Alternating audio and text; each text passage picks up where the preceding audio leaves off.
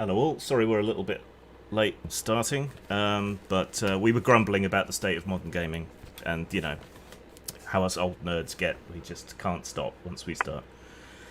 Basically, you're all doing it wrong. Right. So, having dealt with the issues at the Abbey, and having earned a lot of thanks and praise from the genuine monks who remain and are choosing a new abbot, you've wended your way onward on your tour of the kingdoms, and are on your way back, all the way back to where your friend will pick you up in his ship and take you back to the continent. You've stopped off at a traveller's inn, just to feed your horses, get some rest before setting out on what should be the last leg of your journey.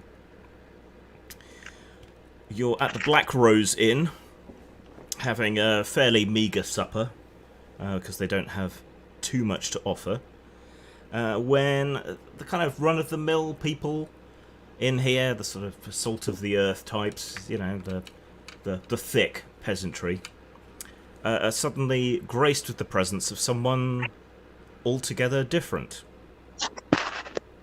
A tall, slender, blonde woman, almost elfin-looking, but not quite. Just a touch of the changeling about her. Long blonde hair, bright green robes, unsullied, approaches you once she enters the inn and asks if she can join you.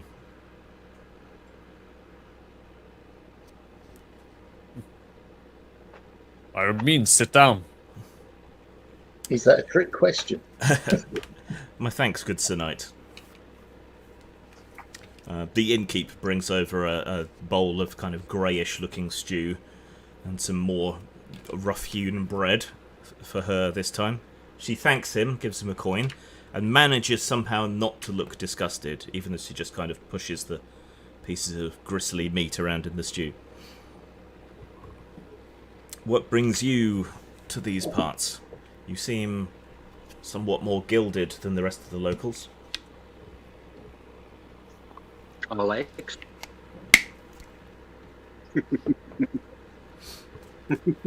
I can't actually answer because I don't know. Well, you were visiting the various kingdoms, and now you're on your way back to the continent. So what brings you here then, milady? What brings you here? Alas, I have nowhere else to go at present. And your profession? I am a priestess Of which goddess? of some of the older goddesses. The triple aspect. Oh, the unholy trinity. Oi! Oh, just chuckle. What? But we are devoted to the magic of light and goodness. Oh, right, so you're one of the pure maidens of the elven kingdoms then. I wouldn't say pure. My patron is the mother. Oh, the mother hen. The mother matriarch. Okay, got you. You see, I caught your eye on the road a couple of days ago, and I thought perhaps you could help me with my homelessness problem. I'm not speaking for the rest of my friends, but do tell. Carry on. Did she say homelessness problem? Yes. Okay. Are you a beggar or are you looking for work? I'm looking to provide work. So And you're an I employer see a strapping knight. I see strangely dressed men and women. I see the trappings of sorcery, and I think to myself, here is a likely band of heroes to help me with my problem. Okay, what needs picked? Smile. She passes her hands over her stew, and it becomes less grey and smells much more appetizing. Is she wearing any jewellery on her hands? Many golden rings. Anything with an insignia, coat of arms, or anything? There's a large, sort of ostentatious triple moon ring. So crescent, full moon, crescent, either side. Any ideas what house? No. I'll take mental note. I'm going to be reading her as much as I can as we go. Yeah, we'll make a roll at the end. Yeah. So, about a moon ago, our temple was attacked, ransacked, and despoiled. And since then it has taken on an evil aspect, and myself and my sisters have been unable to return to the temple to continue our worships and to serve those who come to us for aid.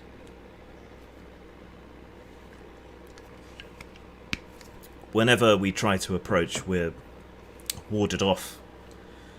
There are things moving in what's left of the temple, where these... I don't know what you would call them.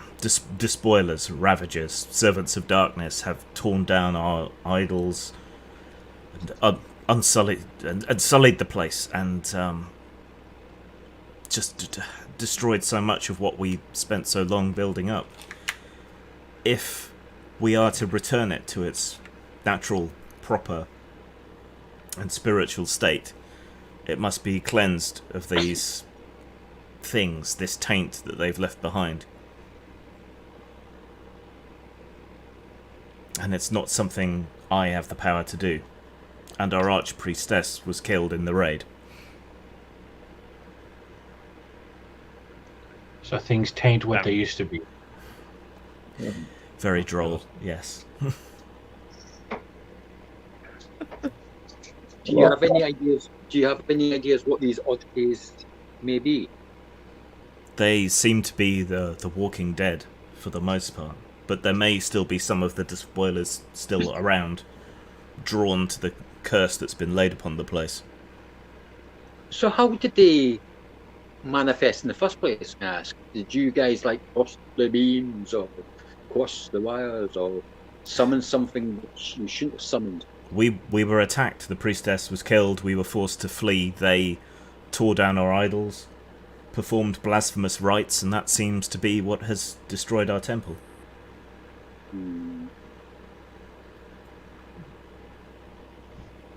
I'm going to call one of the servers over and order some bitter tea.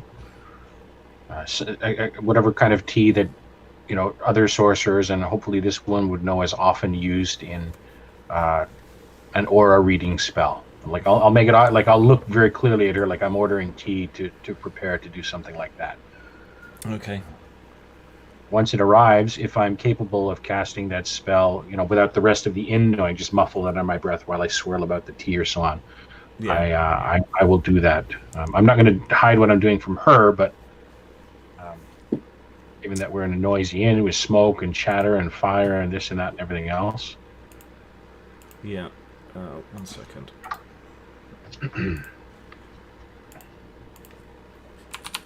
Yeah, it's only a perception spell. It doesn't require any hugely grandiose gestures or anything. Good.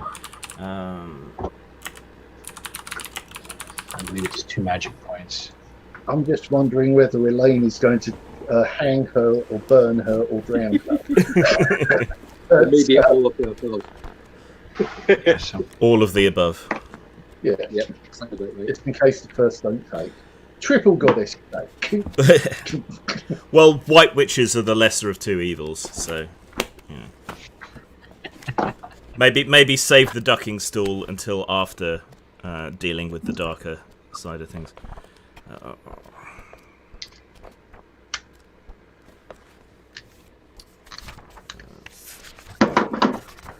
we need to run into some nuns from the Monty Python movie.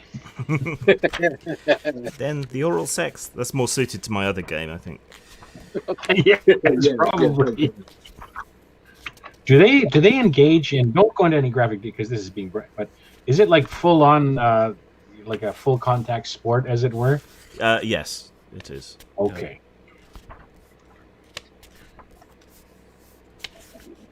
So how big is this temple then, milady? How big is it? Just to say, I'm still trying to find out what he sees with his aura perception. It's not urgent. You can take your time. I won't interrupt until they're all finished their questions and so on. I've just lost track of one of the items she has with her.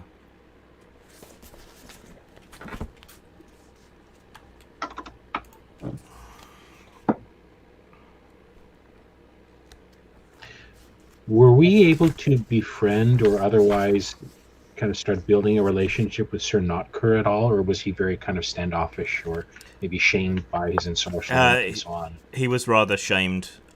He's shaved his head and at least temporarily joined the monastery to atone by working in their gardens and so on. He's a Green Knight now. So who was the, what did I miss with the woman in the habit? Was she a nun or was she just like a passing witch? I think she was a mystic like me, but we never found out. She was Sir Notker as one of his companions, I believe. Yes, it's basically another adventuring party that had been dominated and controlled by someone who was up to no good. Okay, so running your aura perception over her. Her aura is muted slightly, like it's in shadow. One of her rings glows with considerable magical energy. Were you looking for anything else in particular from reading her aura? Well, people who are particularly, I guess, aspected towards goodness or any of the 7 cardinal sins or the 7 virtues or so on, would that be somehow echoed in their auras? Potentially. She seems to be in balance, if anything. Okay. Now, when someone is purposefully misrepresenting themselves, lying or deceiving or obfuscating or prevaricating, can that be determined or read in their aura in any way? That's probably a bit too subtle. You can get a vague idea of someone's personality, perhaps, but mostly it's for detecting magic. Yes, but Madrock is good at reading people's personalities. Okay, so then what I would like to maybe suss out from her aura then is, you said she is in balance. Am I able to detect maybe perhaps the most recent virtue or vice that has perhaps that she feels pride in or shame for, or anything like that? Okay. Nothing that specific.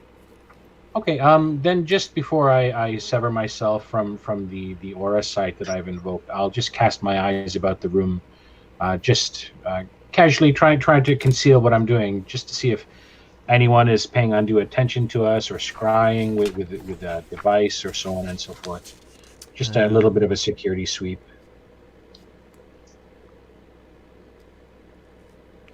One of the peasants, in the sort of far corner across the inn from you, his aura sparkles with remnants of magical energy, like fragments of obsidian in his aura. Fragments of obsidian. Does that mean anything, or should that mean anything to me that I don't speculate on my own? Dark magic of some kind, perhaps, but very low level and weak. Would I be able to sense if that was something self-enacted or imposed from without? No, you just know that there's some magical aura about him. Okay, thank you.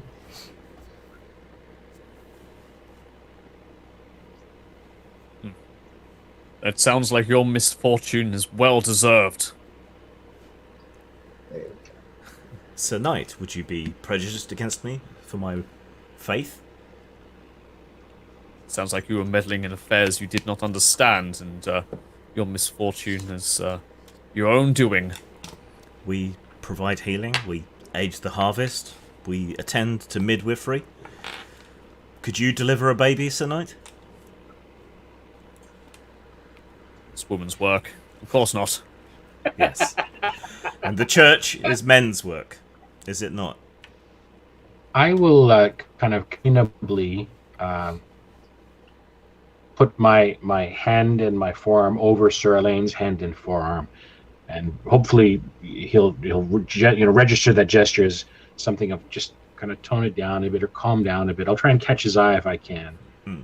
and just say, The nice compassion, way of saying down. mercy. Let's continue to hear her out, if you don't mind. I suppose it won't hurt to hear the rest of your tale. The temple's only about half a day hence. It's beneath the spiral hill there, near Hangman's Copse.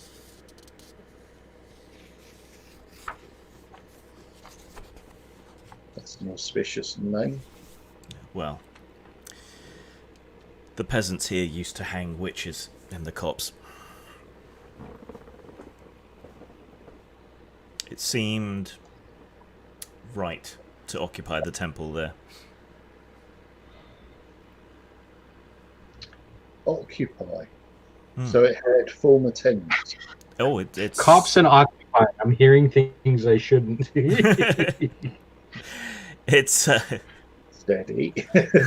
all clerics are bastards. Yes, it's a truly ancient temple. Our faith used to be the dominant faith across the land, not for a long time. So is What this was her name, please? Galadria. Galadria, thank you. I look forward to forgetting it. so? Is it possible these are former tenants from a different faith that are recovering what they think is theirs? I suppose it's possible. They still sound like bad sorts, but just so we get where they're coming from. Yes, but I think it would be in everyone's interest if our ownership of the temple was to be restored. Please, none of you, don't betray what I'm about to explain with your body language or spoken word. Just pretend as if we're having a regular conversation. Galadria, Madrock, Abbas, there's a peasant back over that way who seems to have a whiff of magic about him. I sense some darker shards in his aura. Could one of you perhaps give him a look-see, rather casually? I would have to engage them in conversation, really. Perhaps. Well, all right. I'll allow you to think of a way of doing that. Perhaps someone else could have a look-see. I could peer over and just see if I can get anything, Yeah. any insight. So you can see mystical auras. He's got some kind of fading enchantment over him. I can't vibe people like dolls. You've got ESP. That's true. I think that just tells whether they're It's that time already, then. active or not. So what does it? I've never actually used it yet because it's such a low percentile roll you have to make. Yeah. Oh, you do get a +5. No, you do get +3% per rank. So it's a 5% chance. It works up to 10. Is it meters we're using? Is it And I don't think it's directional either. range of 10 meters? 5% chance +3 per rank. So rank 6. So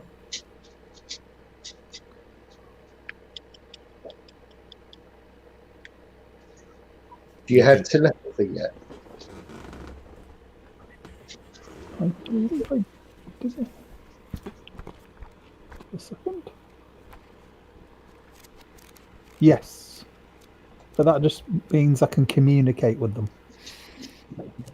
Communicate with images and That's words. a message. Yeah, that's Like more in like mind. really to use, like to talk to one of you from a distance, covertly. Really, that wouldn't work. We're spying on you. This is the voice of the Mr. Mr. On.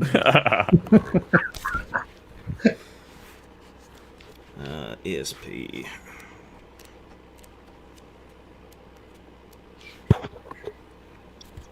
It's a 5% chance +3% per rank. So 23%. It's nearly 1 in 4. I'll give it a try. Just a second. Oh, bloody hell. Dice roller thing I opened up's gone. Bear with me.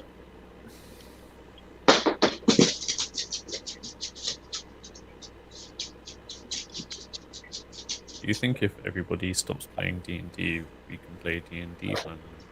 If Maybe. everyone switches to Dragon Warriors and finds something wrong with it instead. Very much. There's a rather nice Don't and even tidy like- looking rule set I put a note up about on the side here. It's called Crown. It's OSR bones with a little bit of the white hack modifications added in. And it's a roll under D20 system. It only uses 20s and 6s, D20s and D6s. It's a nice little bit. The player side rules are free. The GM's book is out now. I think it's $20 for the PDF. I might pick it up.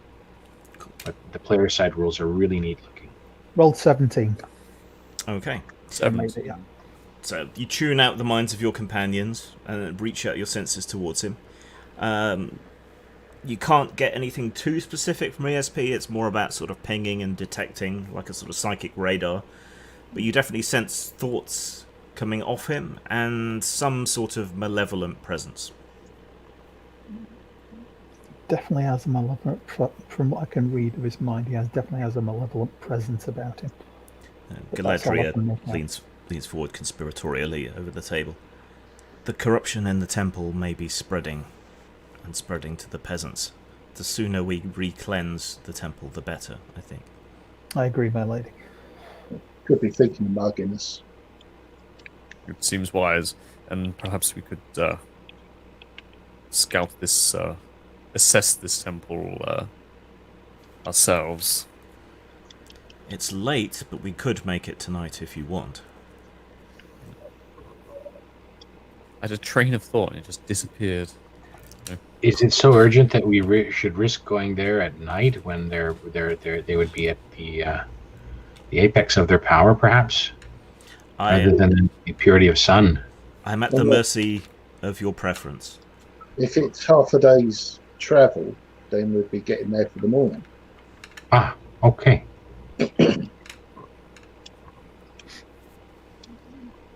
Well, if we can, then let's hire a wagon or rent one from here so some of us can snooze along the way. Yeah, take it in turns leading the horses. Yeah, that would work. The innkeep has a wagon he uses for picking up barrels of ale and so on. So he'll rent that to you for a fistful of florins. Okay. And you can make that up with blankets and bedrolls and things, and throw a canvas over the top, almost like a frontier wagon, and then take it in turns riding and taking watch while the others sleep in the back. Do we have our cushion- horses and stuff could- like that with us? Or Do you have what? Sorry. do we have horses and things with us? Yeah, With our- yeah. Horses and mules. Sorry, what were you saying, Jack? Nothing, I was going to say something silly. So it wasn't your train of thought vanishing again? Vanished like an old oak table. That's I was varnish, going to isn't it? say we could cushion ourselves with our immense wealth. You want to turn the wagon into a Scrooge McDuck paddling pool? Sleep like dragons. We could get some busty bosomed wenches and sleep on bosom's pillows. Ah, sounds good. I'll get my own wagon. With blackjack and hookers. In fact, I'm going to make my own space station. All right. So the sun is peaking over the hills as you arrive in the vicinity of the temple. So there is a chalk hill that rises out of the grassy plain. There's a rivulet making its way across the plain, and there's all the summer growth is higher around where the river was. And then the hill. On the hill, things haven't grown quite so much. There's this copse of gnarled and twisted, heavily branched trees at the base of it, which is presumably is Hangman's copse. Then behind it is this hill, no trees grow on the hill, no shrubs grow on the hill. It's just grass, and the growth of the grass seems to be somewhat muted, almost like it's been trimmed and scythed recently. It looks unnaturally neat and tidy. The hill itself is coiled around and around like a spiral, almost as if a great serpent has curled up there, gone to sleep, and then grass has grown over it. I like the path to the tour at Glaston. There is a path that runs up the hill through the copse, and presumably to the entrance of the place.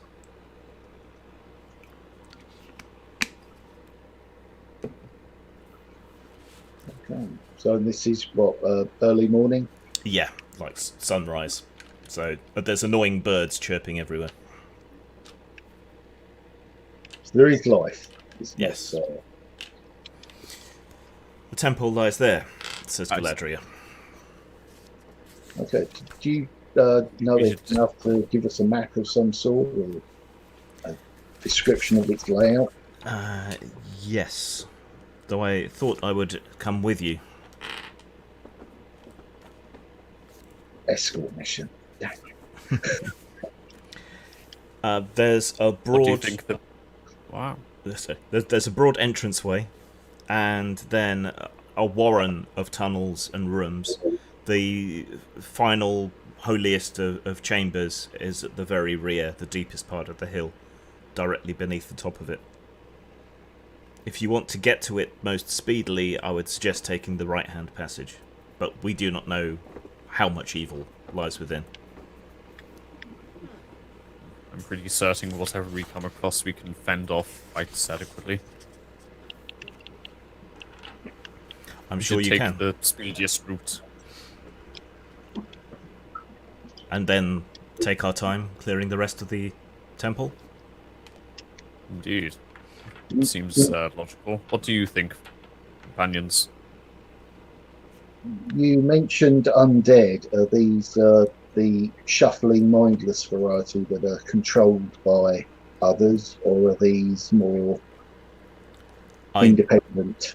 I did not remain to see long after it was taken from us. We've scouted back and seen shambling forms walking upon the hill and in the copse. But other than that, I couldn't tell you much more. And you mentioned others of your faith. Yes, most of us managed to flee, though some were killed, including the High Priestess. Be prepared, you might meet them again. I'm prepared for such. I'll return them to the earth with you. But these dark forces have had a full moon to pervert the temple to their own cause. They may have dug new tunnels, set traps. I cannot know what they've done. There's no time like the present. We should move. Okay. Can you describe your marching order approaching the temple, please? I guess I was gonna go first. Could I ask as well, though? Did I ever figure out what that hand in the bag did? You will have had the opportunity, but I can't remember offhand. I'd have to go and look it up. Can I tell you? Because I've just Yes, if you remember. It's will heal any one affliction Yes. for one person, but I have loads of healing items. then. only once. Oh, If you use it again, that one comes back. It's a saint's hand, isn't it? Saint's severed hand. Yeah. Yeah. Craddock, was it? I think so. the hand of Something Saint like that. Craddock. Where did you obtain the hand of a saint? It It was. was in a box in a snow giant's lair. Okay. A Jotun's lair. In the it was in a barrel of something, wasn't it? Yeah, Barrel of something stinky. Fish oil. possibly. A pickled saint's hand. Good for what ails you. Yeah. All right, so Elaine in the lead, Galadriel will ride on the wagon. Cesora, Yeah, whereabouts are you in the marching order? middle. So flanking the wagon. Yep. Okay. Right And side. and Kerridan. I'll be in the wagon if there's room. Yep. And Abbas. I'll take the other flank side of the wagon. Okay. And Madrock. I would prefer to not be with the group, stealthily and on foot. And would we be better off corralling the wagons and the horses somewhere away from the evil influence so they don't shy and run off? Because there's a deposit on that wagon, we won't get that. You could leave the horses and the wagon no. in the trees, and you could leave Yeah. your men at arms to protect it. Oh yeah. no, the cost of a wagon. How will we ever be able to afford such a thing? That innkeeper was called Avis, and he had a nasty look in his eye. I don't know. Yeah, because he Yeah, lost yeah, one. the never stretch. Never stretch. It's gotta go. It's gotta Yeah. go. If you don't return it in pristine condition, he'll send his leg breaker around. He's known as Hertz. That's very good. And the puns shall fly. I'm sorry I started that. But the No, you're point still not. Don't stands. lie. Social convention says I should say. So yeah, keep the horses separate, and you reminded me that you've actually got bolts. So yeah, Okay. but Right. I will be sneaking, Ahead or behind, or to the side? probably to the side. Okay. What is your stealth? It's pretty good.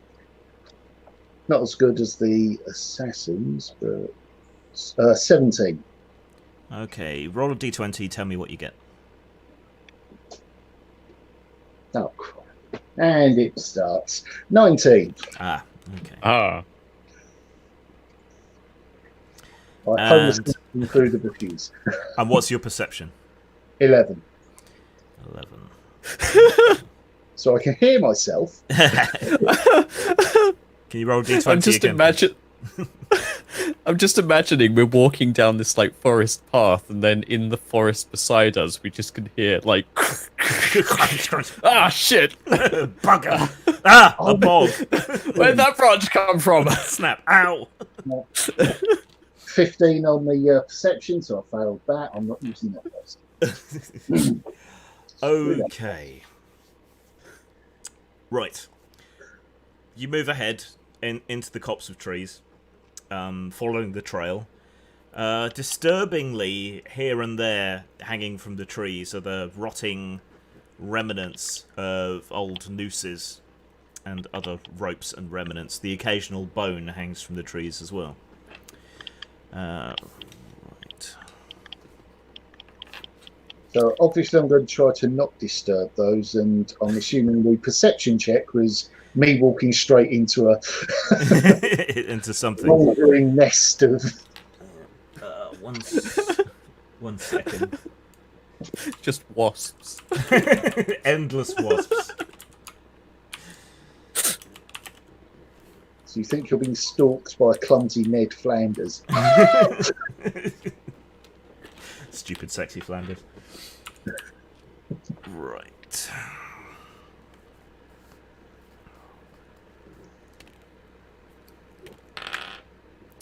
Right. Madrock is crashing through the underbrush like a runaway heffalump. When all of a sudden, out of nowhere, a pair of crudely made javelins are flung in your direction from the undergrowth. By some freak stroke of luck, none of them hit you. Me or the group in general? None of them hit you. I'm dealing with the ones at the group now. Okay. What's Elaine's horse's armor? Oh, okay. Oh, you brought I the don't horse. know. I have to check. Let's find. My horse's armor is 3. It's the magic number. Better than 9.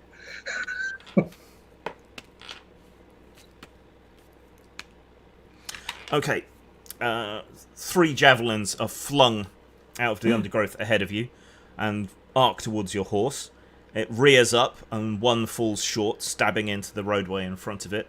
The other 2 javelins hit it in the flank, sticking in its armor. Your horse takes 7 wounds.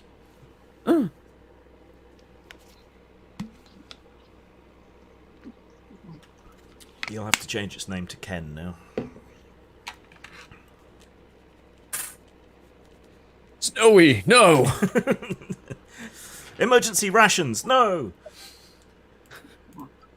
Right, so that's the surprise turn, and now it's your turn. None of you have yet seen what hurled the javelins, but there's something out there. Sizora, you're fastest to react. Did I see where those javelins come from? The undergrowth up ahead, you can make a perception check. What's your perception? It is 14. 14. Right. Don't roll a 20. 5. Okay. Right. You can't make them out clearly, but there's some dark-looking shapes, fairly big, broad, muscular-looking shapes, moving up, forward through the undergrowth.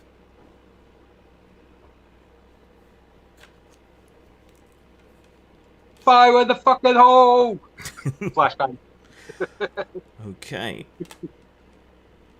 Roll under your attack to hit the right sort of area. 2. Okay. Yep, so you hurl a flashbang into the undergrowth. There's a bright, dazzling flash, a loud bang that echoes throughout the woods, and a puff of smoke.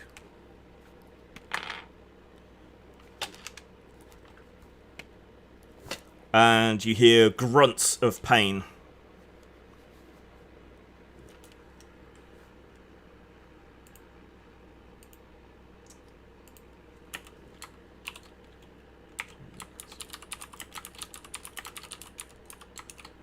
So whatever was in there got hit full force.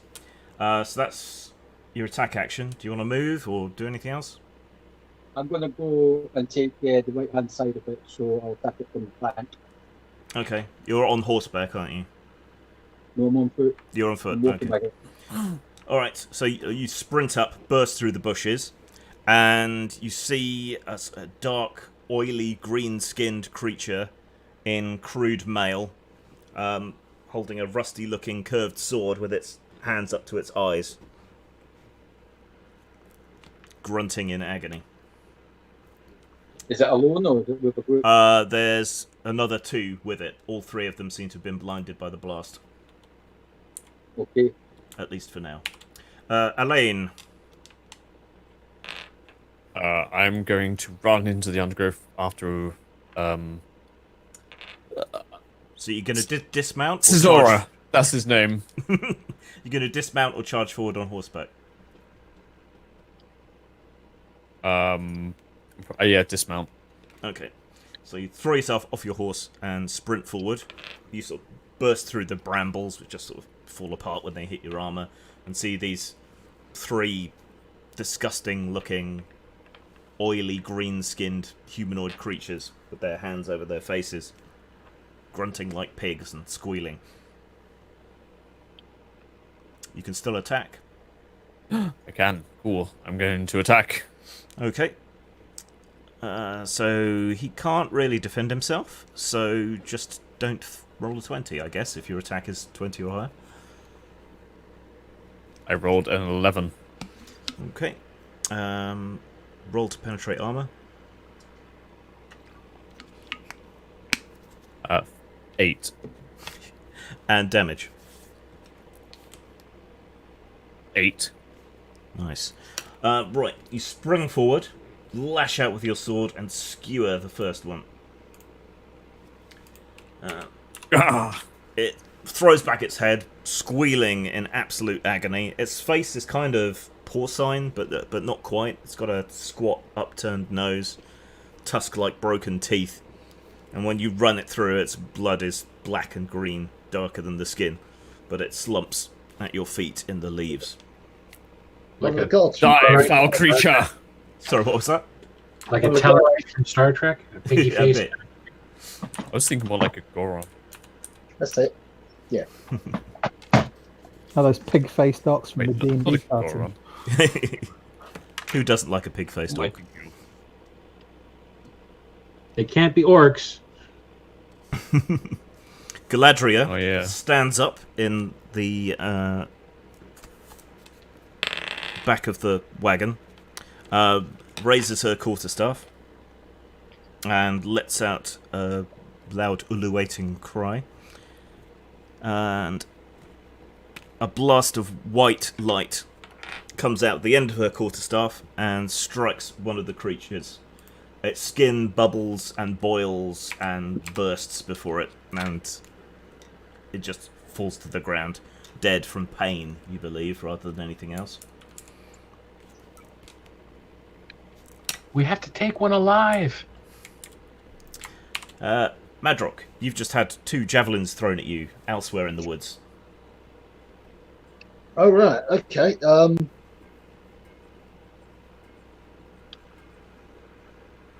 So if that flashbang came... Was the flashbang thrown at the ones that did that, or is this a separate... The flash. This was separate. They heard you coming. obviously. Oh, joy. And so they peeled off to attack you separately. So yeah, you're aware that there are 2 dark hulking shapes in the bushes creeping toward you.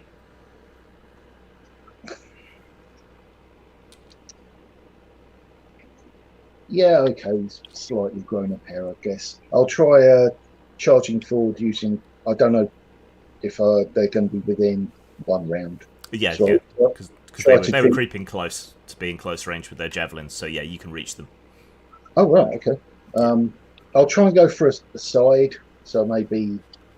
Okay, One so you in the way sprint of around in case they've got more javelins, keeping a couple of trees between you and them, and then come springing in at the side to attack. Take 5 away from your attack and roll to hit.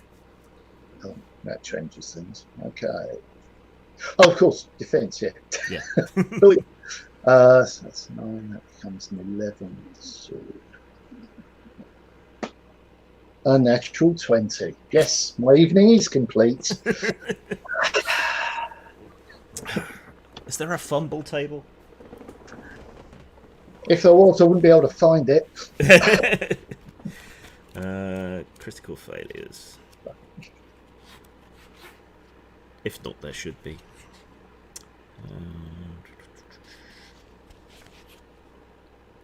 Our house rule is if there's something funny that could conceivably happen, that's usually or a reflexes roll to lose an attack or something that. Okay, no.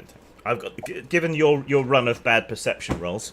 Right, you come roaring and charging out from the undergrowth between the trees, and it'll charge up on one of these huge dark figures, and then drive your sword into a gnarled-looking tree stump. Yep. And a couple of rather surprised-looking orcs standing either side of the tree stump turn and look at you. Yep. That fits. Kerridan's go. I presume then that I'm awake or am I just rousing myself in the back of the cart or whatnot? Or... Once you got in view of the temple, I would think everyone would wake up or be woken up. So. How many of them are visible immediately? I know there were a couple of chucking javelins from the tree line. You can only see one that's kind of wheeling around with its hand over its eyes, with its companions have been killed. Okay. And you hear Madrock's courageous cry as he charges into battle off to one side in the woods. I will try to cast Tangle Roots. It's a 15-meter range spell that expires on a 20. Yeah. It's speed 14. And it says it's a speed 14 or immobilized for 2d4 rounds cutting. Okay. So 1 to 11 to hit it with it. Okay. 1 to 11. Here goes. 5. Okay. You mouth the incantations, reach out your hand towards the wheeling, blinded creature, and from the earth around it, roots spring up and wrap around it, holding it in place, dragging it down to the dirt, immobilizing it. Excellent. Semprino knocks an arrow to his bow and sort of aims at it, but doesn't fire. Excellent, Semprino. Almiro sets the banner, so everyone in the vicinity of the wagon gets +2 defense. Right. The orc tangled in the roots sort of blinks his watering eyes and starts to hack at the roots.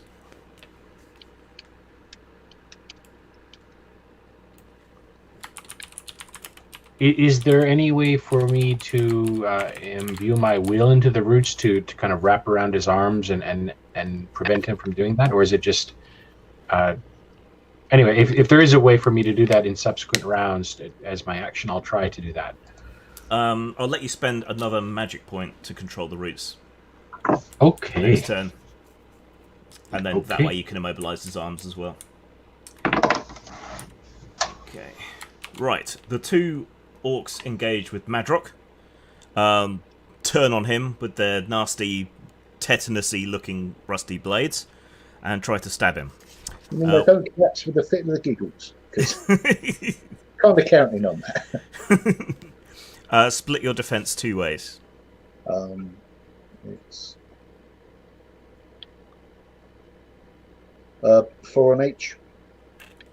Okay. That's on the assumption the sword wasn't stuck. Yeah, it's not stuck, no. Cool. It just gave that tree trunk a good stabbing. Who slashed? Okay, one goes high, one goes low. And they sort of both charge in on you. One going for your legs, the other for your neck. What's your armor rating? 2. Your luck, changeable as it ever was, changes again. They strike only glancing blows, which are warded off by your armor. You're spun about a bit and end up between the two of them, but you're unharmed. The armor actually worked. That is the first. When does that ever happen? Abbas. I'm going to go chasing after Cesara to give him a hand on my Okay. horse. So you run up. The orc next to Cesora is the one wrapped in roots. So that one's kind of in hand. Do you want to keep running towards the sounds of Madrock failing Sorry, to I be meant stealthy? sorry, I meant Madrock, not Okay. Cesara. Sorry, yeah. Right, Sorry, you Madrock. charge through the woods and you catch sight of him in the distance. You'll be able to reach him next turn. Okay. Right. New turn. Cesora, there is a foul, pig-like orc beast in front of you, wrapped in roots, which it's desperately hacking at with its sword. I'm gonna knock him out. Knock him out? Well, Ken just said show us on the live, Yep. so I'm gonna quash him. Okay, go for it. Anyone, please? He can't defend himself properly, so make an attack roll with your attack reduced by 3. 4. Okay, roll an armor bypass. Just for fisticuffs. I think it's D6, isn't it, for your Yeah. unarmed combat? D6. Yep. D6. Yeah. 5. Okay, and roll damage. 4. Right, you move up and you punch it really hard across the face, but it's got such thick bones in its skull that you just rattle its pea-sized brain around inside, but fail to knock it out. It's got a jaw of iron. You'll need to give it another slap to knock it out. Okay. Elaine, My other thing. Elaine's there though. Keep this one alive, Charlene.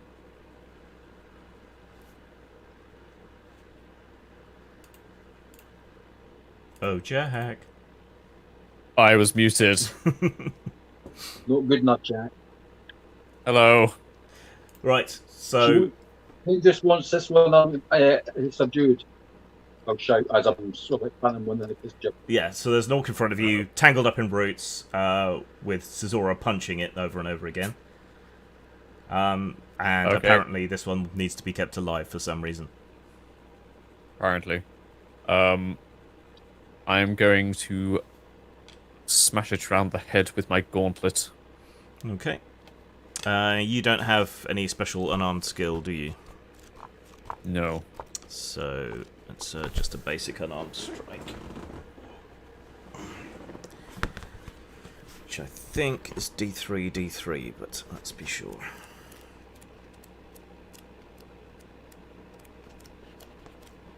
It's whether it assumes gauntlets or not, I think. Yeah.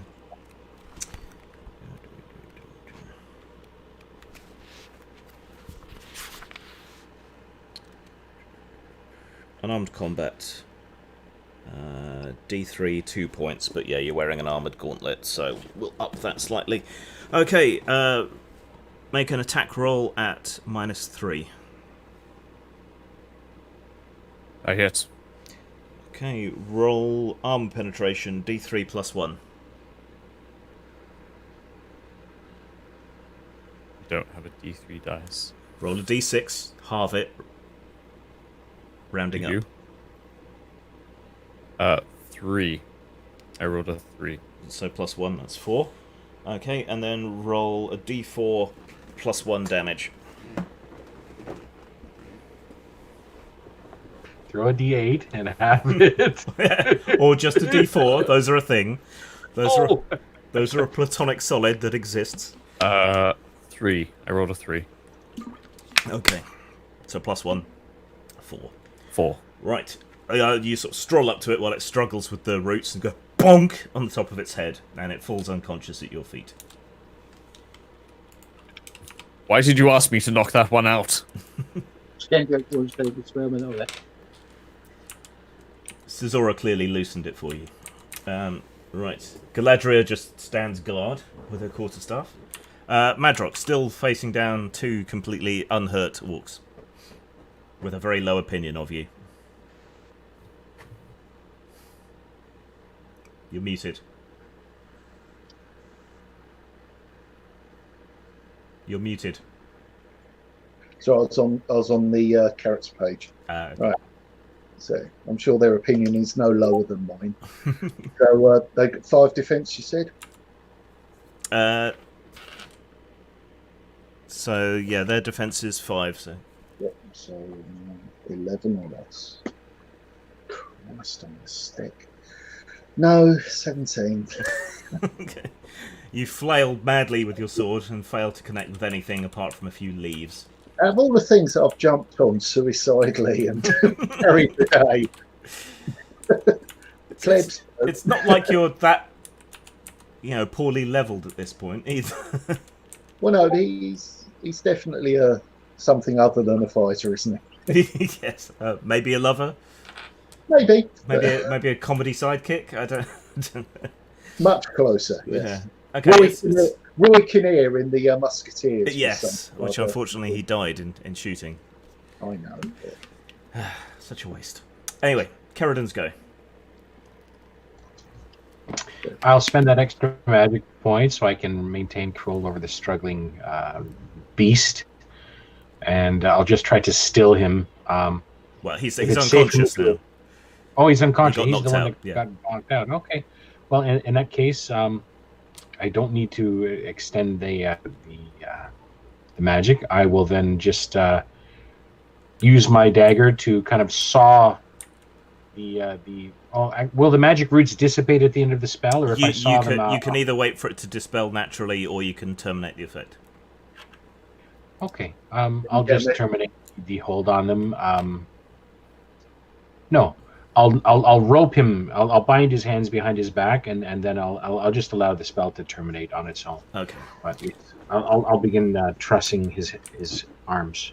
Yes. If you cancel it, you get a magic point back. It's a second rank spell. True. Yes. Oh, then I definitely will cancel it instead. Thank you. Okay. All of your durational spells you can do that with. And Nice, rock and roll. then you hog tie the pig orc Yes. because it's appropriate.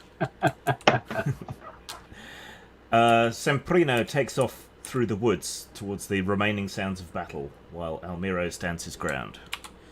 What was Madrock's defense halved?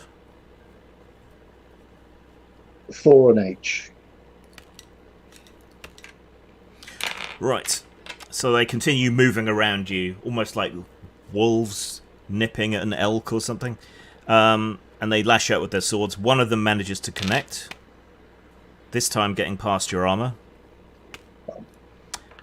You are slashed across the back, close to your waist, for 5 wounds. That's not good. Okay, so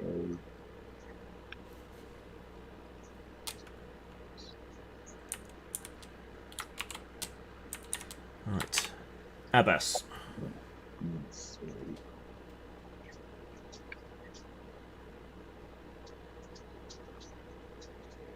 You're muted. Ian? Hello? Sorry, drifted off there. Sorry. It's your Had a go. late night last night. Sorry. Right, I will charge up to one of the orcs and swing my sword at it. Okay, you come hurtling in from the side, catching them somewhat by surprise. Take 5 away. Well, it depends. Which one do you want to attack? Presumably the more vulnerable one. So yeah, just don't roll equal to or under your attack with no modifier. Okay. He said, finally figuring out the words. Words good. Me word good. Rolled a 4. Presuming My that's a attack's hit. 15. Yeah. Okay. Roll armor penetration.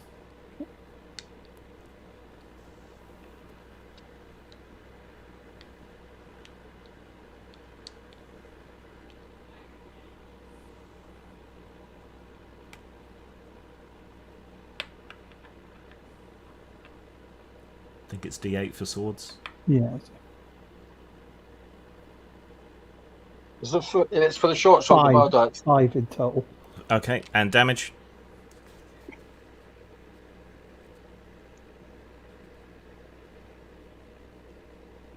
Six. 6. Alright, so you come charging in behind this one, drive your sword through its side. It's clearly agonized and now sort of dragging one leg, but it's still up. New turn. Cesora. Enemy's left standing. None where you are, though Caradon is showing a surprising degree of knowledge of rope bondage. But there's still sounds of battle coming Shibari! coming from through the woods. Did it sound like fierce battle or just like a skirmish? You heard Madrock screaming in pain, but maybe that was just him attempting to be stealthy again. You're not sure. Go and help my brother in arms. Okay. Heading to my drop's direction. Okay, so you go charging through the woods in that direction, and you can see Madrock and Unsheath both Abbas. swords. Hmm? Unsheath both my toys. Yep.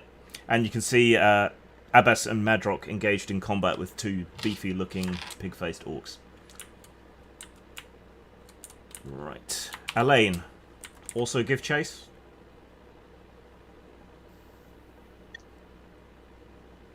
Yes? Yes. Okay. Yes. Right. So you I and wasn't Cesora- eating Doritos. Such a thing would never happen. Right, Galadriel remains where she is. Madrox, go. Right. Let's try and finish off that injured one that someone very kindly started for me. Okay, take 5 away from your attack and roll. Oh, for fuck's... No, 18 this time. It's getting worse. Okay, you swing with your sword, but pull the muscle that's been cut, and fresh agony runs through your back. And you miss. Blimey, I've got that in real life. I don't need... Orc-based sciatica. Right, Caradon, you have a trust orc. Oh, right. I will continue to stand guard over it, or maybe urge Semprino or Umbertino over to help me bring him over to our cart so that once he regains consciousness, we can begin interrogating him. Okay. I'm not going to descend into torture madness or anything like that. Yeah. I suspect that the priestess will perhaps want to take over, but I definitely would like to try and suss out who, what, where, when, and why this thing is. It clearly isn't human. We've never seen anything like this before, have we? You've met a few sort of creatures of legend, goblins and Fomorians and things. So. Right, but these things to be here, like, could they have like entered this part of the world through like a fairy mound or something like that that has a portal in it, or somehow altered space, or come up from caves for some reason, generally only to raid places. Okay, well then we'll have a powwow with him. We'll break bread and maybe a few bones. Not too many though, not too many. Yeah. Semprino puts away his bow, draws his sword, and comes over to stand guard with you. Almira remains on duty with the banner. The two remaining orcs, the injured one whirls around to take on Abbas, and the uninjured one continues to press the fight to Madrock. What's Madrock's full defense? 8. Right. He swings way too hard. You manage to duck the blow and are not struck. What's Abbas's full defense? 8. Okay, and you're managing to fend off your one, and the cavalry is almost here. And it's your go.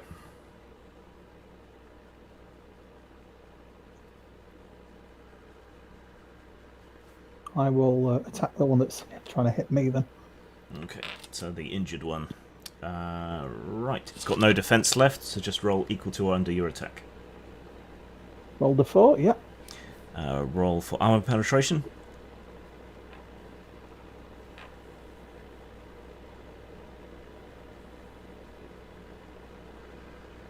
Eight. And even 1 point of damage will be enough. So you drive your blade into the creature's throat, and it gurgles and chokes to death on its own blood. New turn. Cesora, you can now join the fray. There is one orc left, engaged in battle with Madrock. Once I hear the gurgling, if I can just interrupt, end him cleanly. You probably can't hear it that well from where you are, but yeah. Right, what does Cesora want to do then? In with the sword and parry with the other. Okay. They can hear me being stealthy in that group, but they can't hear. Yeah. That's how it works. It's Python magic. It's like when you're trying to get an answer from a housemate or your partner or whatever, and they can't hear you when you're shouting out across the house. But the moment you say something mean under your breath, immediately they hear it. Yep. I'm 100% healing. Wifely superpowers, I call it. Right. So it's got no defense left, so just roll equal to or under your attack, Cesora. 5. And roll armor penetration. 6. And roll damage. Altogether 8. Right. You come hurtling in behind this thing and run it through with your sword.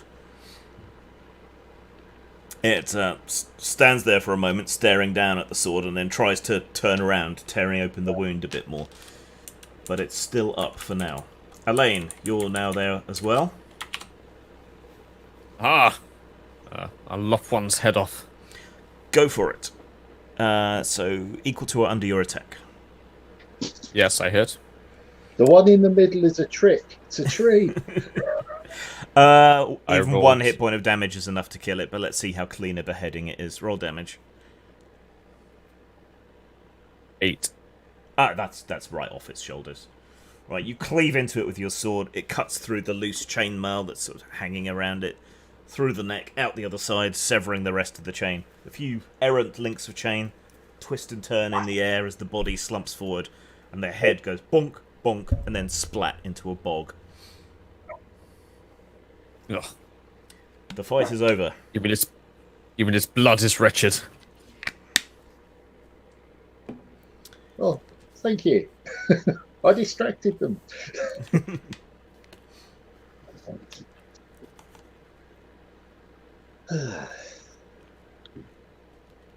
If that's all, we should return to the cart.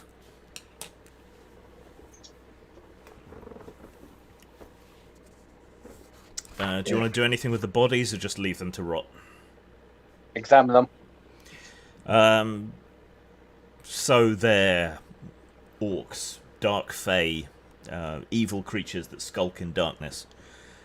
They have dark green-black oily skin, red piggy eyes, snouts, tusks. Their armour looks old, not very well cared for, quite sort of rusty.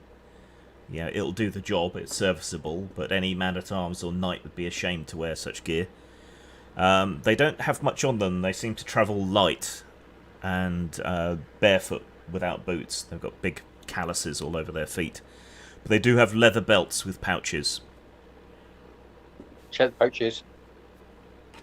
There's a handful of silver coins, a bunch of crudely stamped iron sort of tokens of some kind, and twists of dried meat. Human flesh, no doubt. Well, you probably wouldn't want to risk it. Well, I'm a son of a butcher, so I can tell the difference between human flesh and animal flesh. So Suddenly the background comes in useful. If you chew it and it tastes like Jesus, it's human flesh.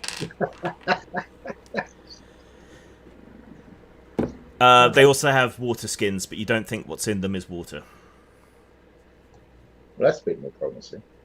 It's cow or camel urine. no, it's sister's juice. Sister Juju. Yeah, I think it's the first time I've ever heard of orcs actually being in anything other than just the monster description. So,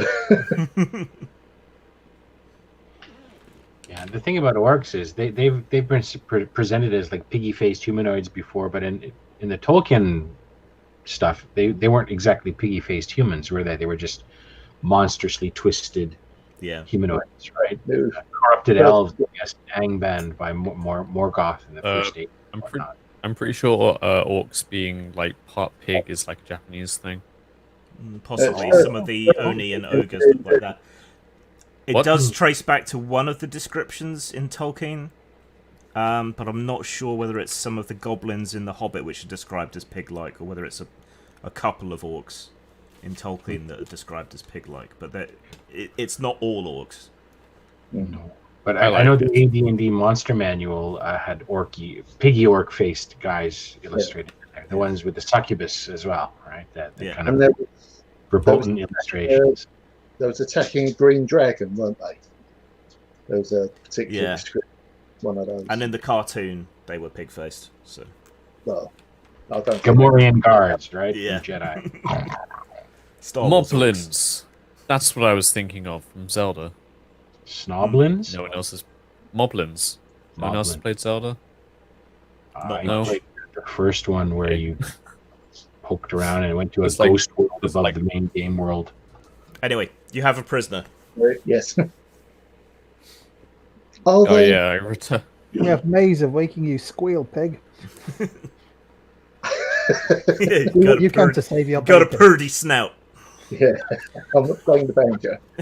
Oh my lord! I will make sausage out of your intestine. Squeal, boy! Squeal like a human. I'll make him beg for deliverance.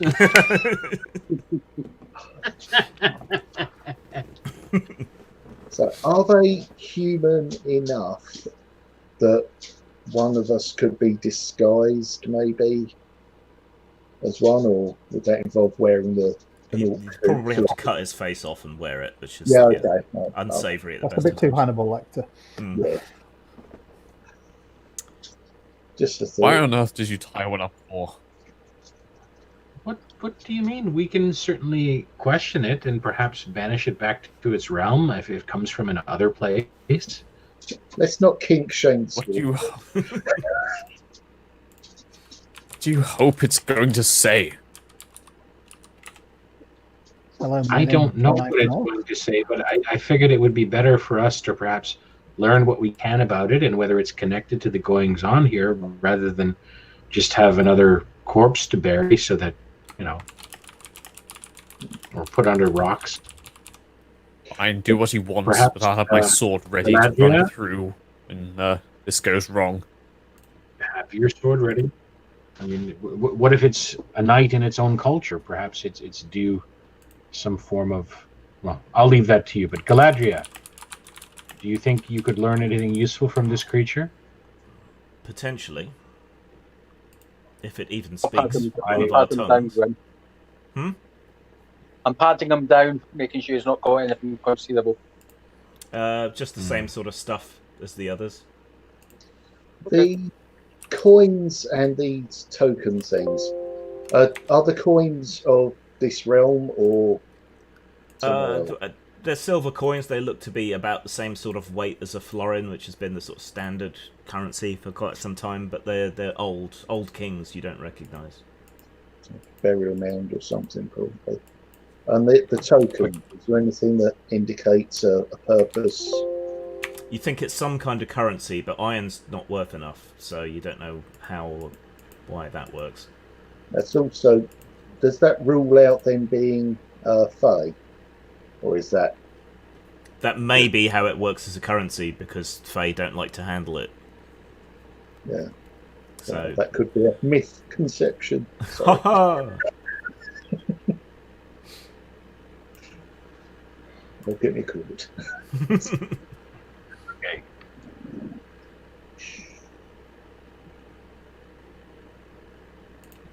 Right, so you're going to rouse the thing? Yes, with a bit of water, just splash it like you at a snoring person. You dip your fingers in some water and just let a couple of droplets hit their face, so they. Alright. It's snap twitches. Just pour the whole lot over its face. Wakey, wakey. Do you understand me? Can you speak my tongue? It squints at you.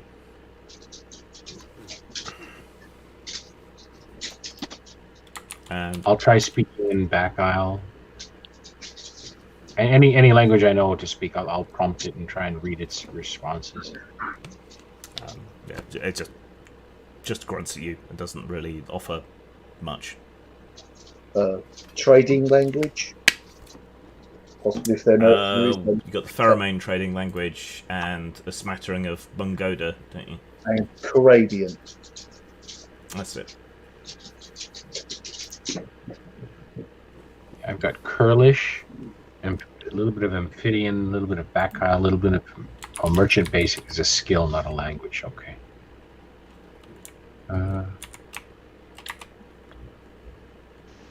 I'll try to besiege Galadriel with my eyes to see if she perhaps knows some way of speaking to it. No, she doesn't seem to understand what it's saying. Oh, Where's what a our cute little- snow when we need it? Ah, Mrs. Edress. I don't know if she would be able to speak to it or not. He might be intimidated by getting talked to by a skull, however.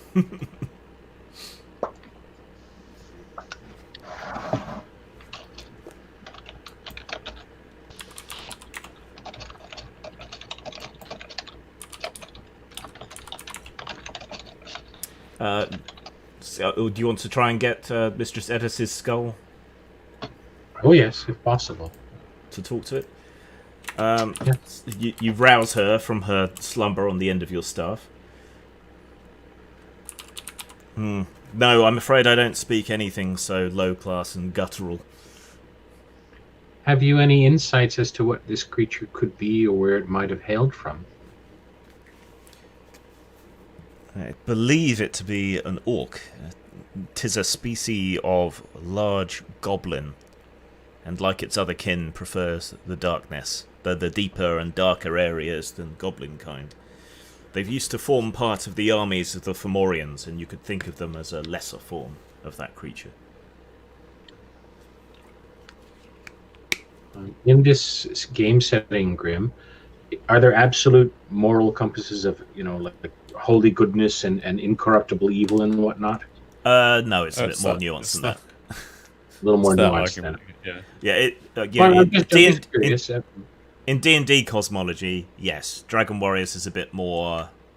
People believe that there is, but there isn't. So, the Church of the True Faith can claim to be good and righteous and pure and just.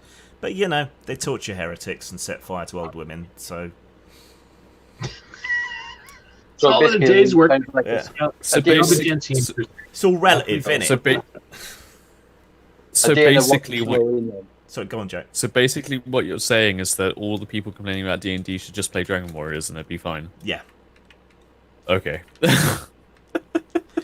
It's a world of moral ambiguity in which the people who inhabit it don't believe there to be any moral ambiguity. So... That's intriguing. The orc thing struggles against its bonds. Katnakola. Yeah. You can almost make out words amongst that gibberish. It's trying to imitate us. I'll point at it, right, and try and kind of shush it, and I'll point at myself and say, "Keridan," and I'll put my hand out to it. It jerks its head towards you and says, "Warad."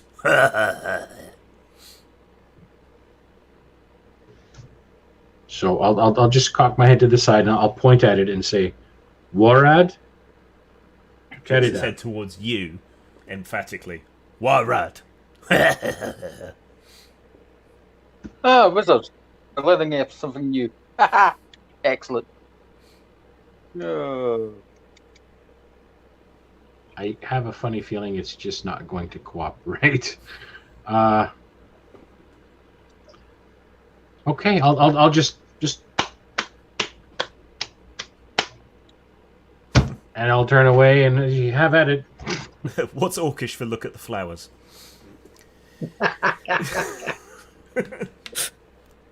Look at the bunny rabbit sock. See the rabbits? I'm trying to. I'm minding in dictionary and just translate it. Basically, it's sealed its own fate, and I can't do anything with you. Okay, who's going to finish it? I will loose an arrow between its eyes. Okay. Twing! Right, one more dead orc. That's racist. Green lives matter. I can see the little kid from Sesame Street just, "That's racist." Yeah, That well, little Yeah, meme, that was the reference. Yep. Fortunately, no one sees your anti-orc brutality. Right. Does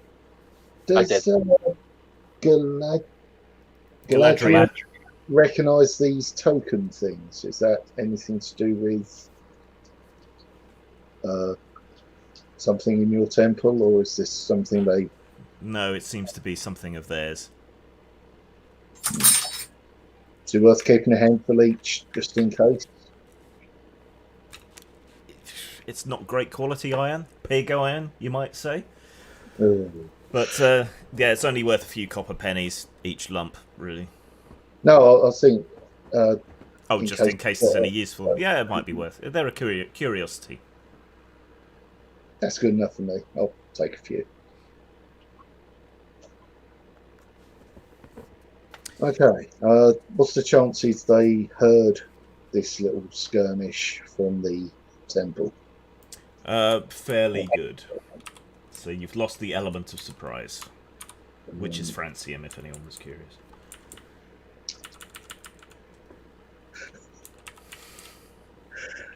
What did I start? Unwar. Okay, could I possibly prevail upon someone for some healing? Because I stupidly ran into some orcs. Yes. And that's your kidney hanging on the brambles over there. If that could be stuffed back in, that'd be great. I will absolutely render you any assistance you need. I will just call up my spell list here. I think you took 5 wounds, didn't you? So it's not Yeah. quite enough for a major healing. Yes. But for me, that's Yeah. half my. I think that would be 2 minor healings would cost less magic points and heal Yeah, enough. 2 minor healings, 2 Yeah. points, 2 minor healings, Fantastic. so 4 points back. So I'm only down 1 now. Brilliant, Yeah. thank you. You're welcome.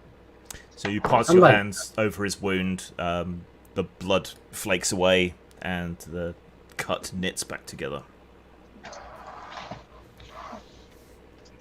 A large bruise that's really going to sting for all the rest of the evening. They may know we're coming, but we have no choice, says Galadriel.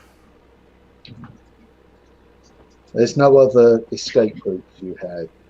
I'm not asking for temple secrets, but if they've found... We had places to hide, but no other exit. Well, that's kind of good, but it also means they'll be desperate if they do want to get out. Yes. She leads the way up towards the entrance. So, where the hill coils round and round, the entrance is at the end of the tail, so to speak.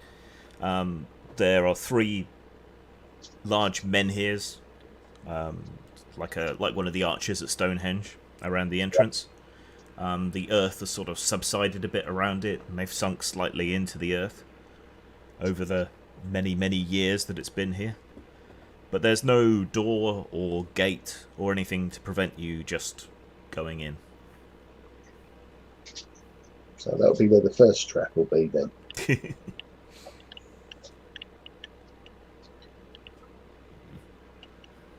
If we want to make our way to the inner sanctum as quickly as possible, we need to take the steps down and take the right-hand turning at the end. And what if we wanted to make it there as slow as possible? Then I would go left. Left, you say? Yes. That way What if- is the warren of rooms and tunnels. If they've got an invading force, do you have a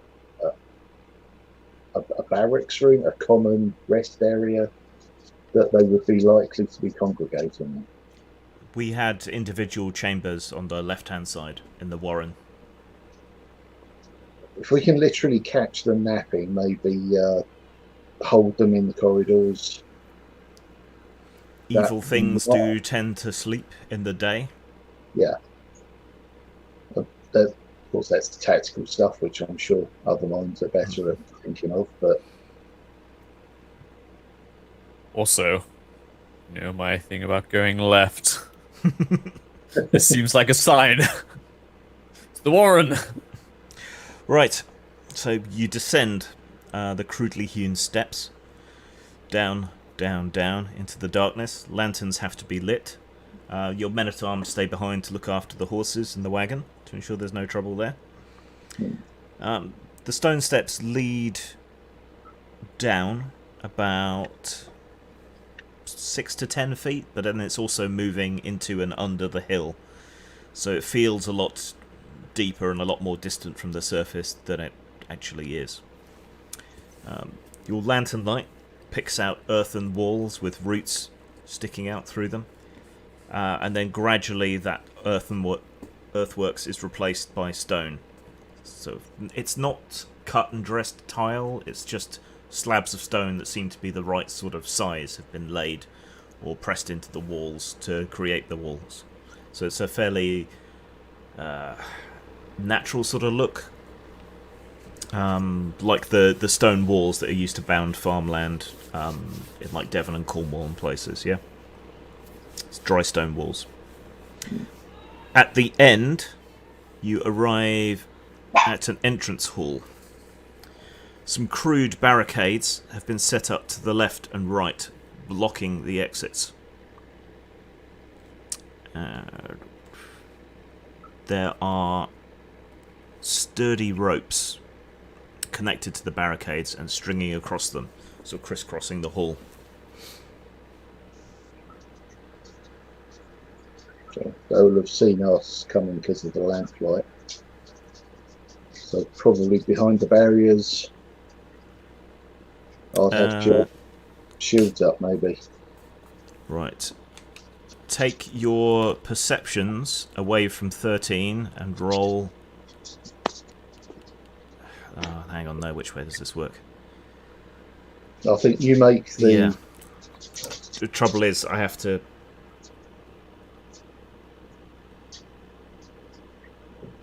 So it should be the stealth rolls for them. Right. But that means I have to go individually, which is annoying. How can I make this easier on me? Take your perceptions away from 13, right? And roll, but if you succeed in this instance, you fail.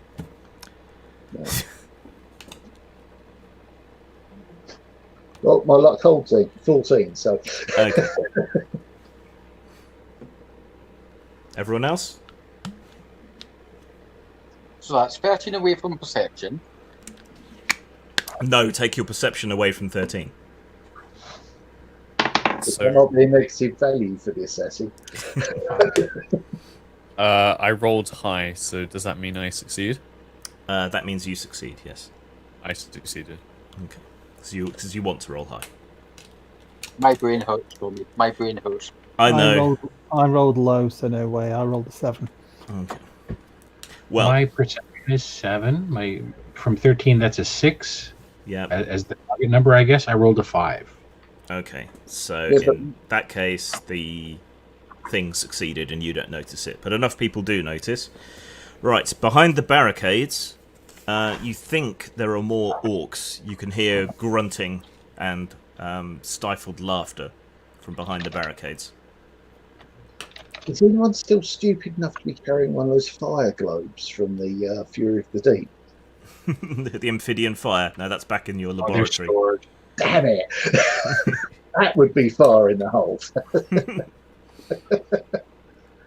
But they're not rushing to the attack or anything. They just seem to be cowering behind their barricades.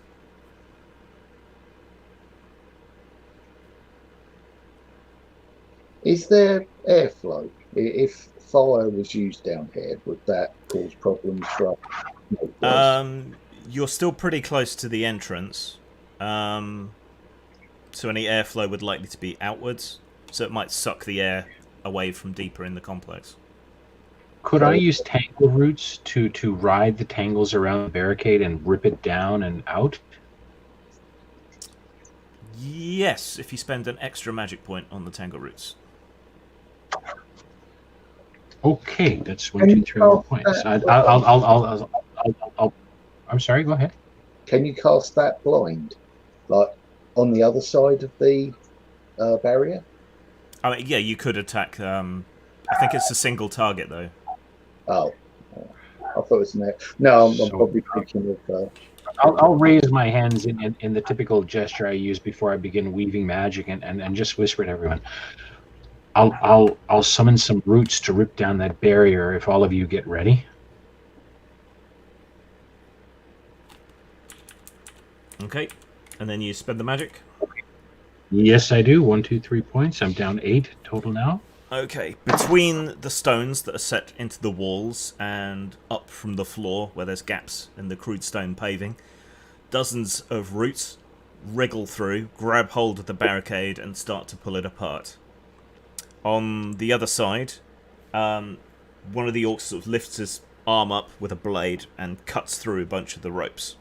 And the barricade on the other side just collapses and smashes and tumbles to pieces. And a goodly number of skeletal warriors emerge through the battered remnants of that barricade. So, initiatives. Skeleton warriors. I'd forgotten that. I know that. Is that an 80s show I missed, or is that a new thing? There was 90s, I Like think, wasn't it? 90s. Go, But it go, was very Skeleton much- Warriors. It was very much in the style of the 80s shows, like He-Man and that. I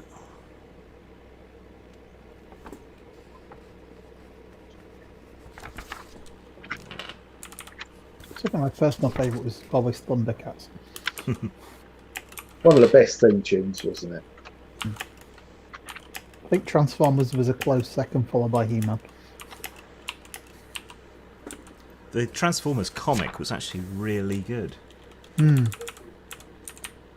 So was Oh my the god, the Japanese version of Transformers is outstanding. Yeah, it's like when they finished the last season after they did the animated movie, they sort of like the American version was a bit different to how they like did it with the Japanese one. They did like the whole Headmasters and Target Masters thing, but it was like dubbed in English by completely different people from the American version. So it was a completely different. It went off in different directions at that point, apparently. Okay, so these mouldering skeletons are emerging in a sort of mob from the left-hand side of the room. The barricade is being pulled down, which apparently has orcs hiding behind it on the right-hand side of the room, just so you know what's going on. And Cesora is, as usual, quickest off the mark. Initiative is static in the game, yes? Yes, Based on reflexes? reflexes. Okay. Oh. Judging by how many skeletons there are. There's about 9 skeletons in Okay. 2 ranks. Oh, people are going to love me tonight. Eeny, meeny, miny, mo, catch a skeleton by the toe. I'm going to chuck a flashbang at the little orcs. Keep them company. At the orcs. Okay, so Yep. toss it over the collapsing barricade. Yep. Okay, just roll equal to or under your attack to hit the right sort of area. I get a 2. Okay, My attack 20. right, and let's see how many are blinded. Pull off a model.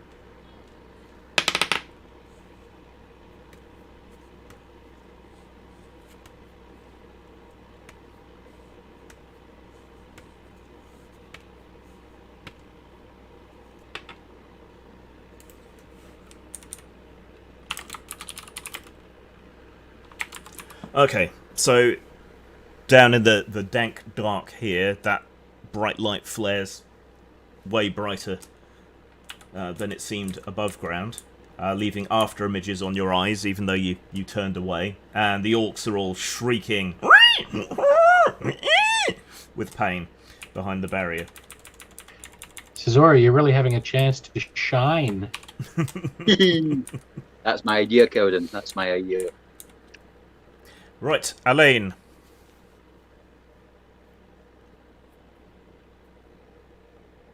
If he's muted, he's in the sin bin. I was muted. I said I'd charge boldly into the fray. Alright, so you hurtle forward into the mob of skeletons, because they're the ones that are available to attack at the moment. Alright, the front rank of skeletons seem to be mostly armed with old maces and shields. They're mouldering, covered in sort of blue fungal growths here and there at the joints and the eye sockets. Whatever remnants of armour that they once had are no use. Right, make an attack roll at -5. I hit. Your sword's +3, isn't it? Yes. Okay, so sail straight through the armour and roll damage. 8 Right. total. You charge up to the first skeleton as it raises its club above its head and just smash through its ribcage and its spine. It crumbles into dust before the blow and it just scattered across the floor, leaving a cloud of spores behind it from the fungus. 'Tis dead. That's solid. Woohoo. Well, 'tis dead again. Right, Galadriel remains at the back and raises her quarterstaff ready to cast a magic if necessary. Madrock. I don't like the look of that stuff coming off them, so I'm going to whop a dagger at one of the skeletons. Okay, roll equal to or under your attack. Finally. Okay, so that's D6, wasn't it? Well, armor penetration first. Yeah, so that's +1. On the assumption they're normal skeletons, I've done it. 3 in Yep. total. And damage? And again, that's D6.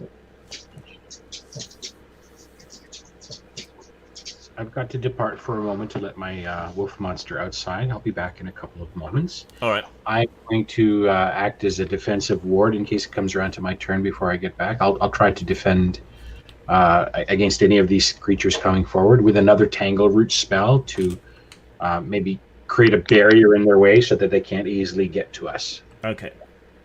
Okay, I've got to reroll my armor bypass because it's D4, not D6. Okay. 6 is damage. Honesty pays. Got 4 that time. So, Okay. And damage. so let's look at this one. Is it one of your magical daggers? Yeah. Okay. 5 damage. Okay. So you pull a dagger out of your baldric, hold it by the blade, and hurl it at one of the skeletons. It smacks straight into its skull, and the old papery bone just gives way. And it topples backwards and shatters against the floor. They're not tough, but there's quite a few of them.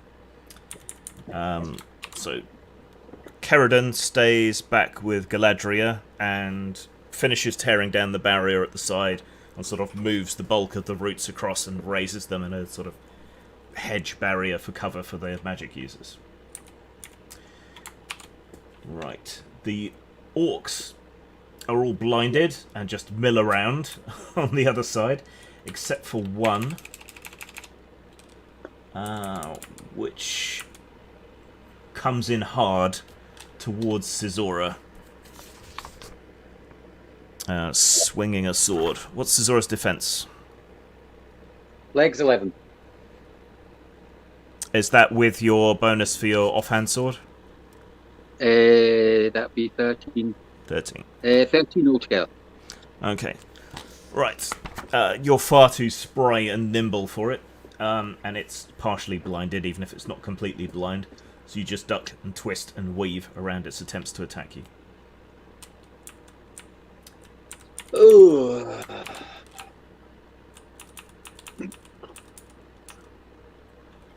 One sec. Seems like this one wants to dance. Right. The skeletons, most of them, sort of form around Alain and attack him from all sides. Aha. 1, 2, 3, 4. Talk about being Come on, closer me. to the- Divide your defense 5 Yes. ways. My defense 5 ways is...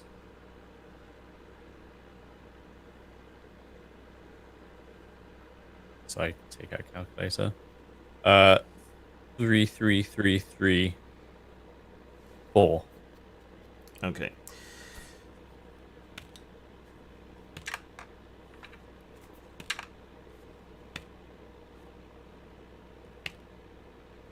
Right. You keep your shield up, warding off most of the blows. They're not particularly weak or skillful, but the point of one spear does sneak through. What's your armor rating? 8. Yeah, something gratuitous. 8. That's Someone's just used their Sterling then. right, the point of the spear just grinds across your armor without penetrating it. 'Tis Abbas's go. I will strike one of the undead with my sword. Okay, so you move in on them. Right, take 5 away from your attack and roll to hit.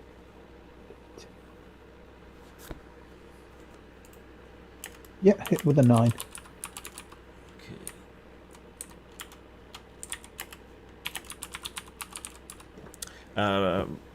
What bonus? What plus is your weapon? +3? Plus 2. +2. That's still going to go clean through any armor. Right. So roll damage. 10 points of damage. Okay. Yeah. While most of them are occupied with Elaine, you come in on one of the remaining ones, get inside the range of his spear, and hack through its pelvis, shattering it against the wall. There are about 6 skeletons left. You think? Right.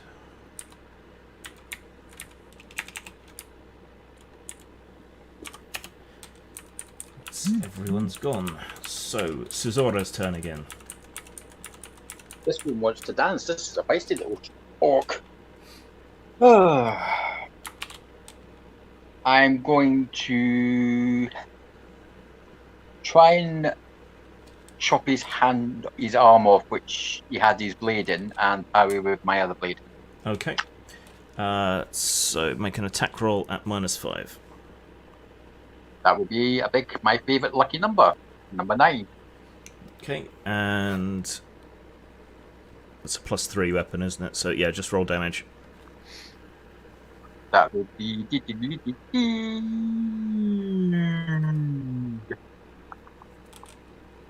That would be. Where the hell are you?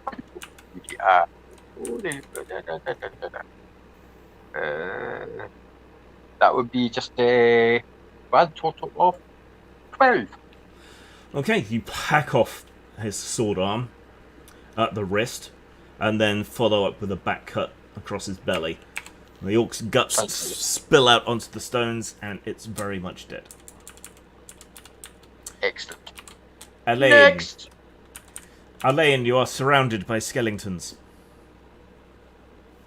I'm just going to crush the skull of the one that tried to stick me with its spear. Okay, make an attack roll at -5. No, he tried to goose you, Sully. He didn't try to spear you. He tried to goose you. Ah. I succeed. Okay, and roll damage. Dealing 7 damage. Right. So you grab hold of the spear, use it to yank the creature forward, and then stove its skull in with the edge of your shield.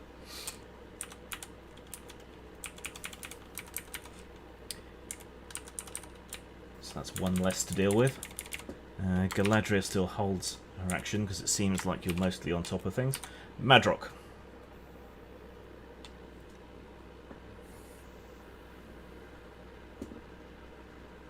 Muted? You're muted. I've just checked my character sheet. I do wear gloves, so I'm going to try and grab one of their spears Mm-hmm. and use that rather than get close enough to Okay. hit with a short sword and cloud of spores and other things. Okay. You can grab up one of the fallen spears to use, but that's your action taken. Okay. And I'll probably use it as a staff, so Yeah. I'll use the blunt end because it's easier. Yeah. Is John back yet for Kerridan's turn? Doesn't sound like it. Okay, Yeah. so we'll just... I am indeed back. Oh, okay. I am indeed back. Yes. We had you use the tangle roots to sort of throw up a defensive hedge in front of you and Galadriel last turn. Okay, that's 3 more points I've marked off then. Yeah. So is anything penetrating the hedge, or can I ward our position with just my blade and the help of Semprino and Ubertino? At the moment, it just seems to be a big chaotic melee. In that case, I will form a defensive barrier, and I'll say to Semprino, pick your targets carefully. Your men-at-arms are back guarding the horses in the wagon. Oh, okay then. Then I'll just look to see if Galadriel. Then I'll protect her while she wields magic to suss things out. I'll draw my sword of Valandar and have my staff in the one hand. Oh. My sword, my staff here, and my blade here. Gandalf style. Yeah. I'll be a ward for her. Okay, yeah, she's kind of just waiting to see how things go as well. Right, with their vision recovered, the orcs will charge in from their side. So, and come in mob-handed. Right, they estimate Elaine and Cesora to be the main threats. I'm curious. I can see a little camera image of most of the players at the bottom right of my screen. Do you guys all see that as well, or? Yeah. Yes. Okay. And then when one of us speaks, we kind of dominate the screen. Yes. Yeah, that's how it works. Oh. Yeah. I still keep meaning to try out the other system, but I just haven't had the time to look into it. You're looking to zoom. That's Good. Zoom works, but it is vulnerable to people just coming into it, even if they don't have the link. A friend of mine, Rachel Haywire, did like an art salon thing the other day, and it got raided twice by trolls, which was unfortunate. So I'm a little bit leery of using Zoom.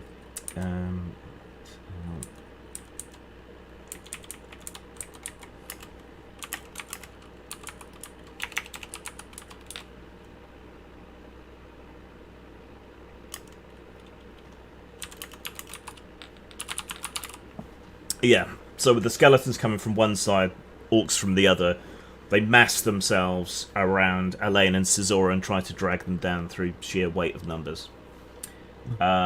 So, what is Cesora's defense split 5 ways? Well, realistically, my defense should be 13, so split that 5 ways would be 2 to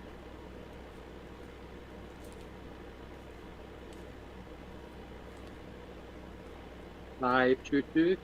33322. Yeah. The middle one gets the most. Right.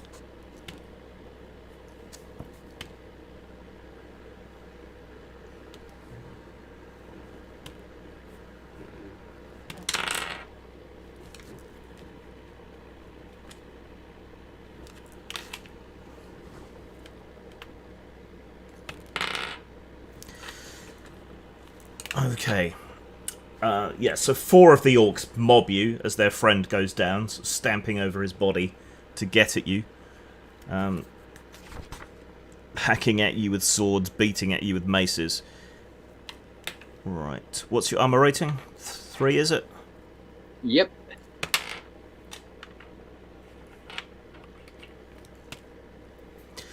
Right. A mace smashes you across the side of the head, making you see stars. Take 8 wounds from that. Yep. And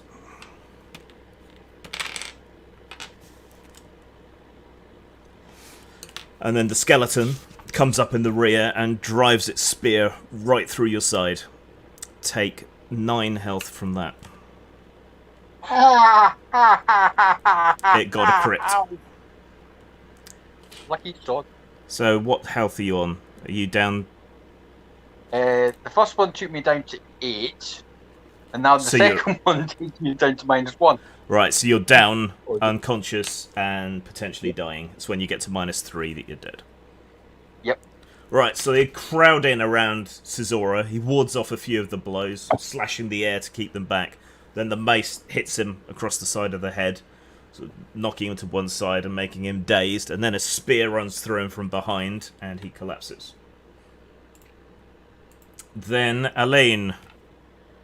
Right, what's your defense split 8 ways? Because they're all around you.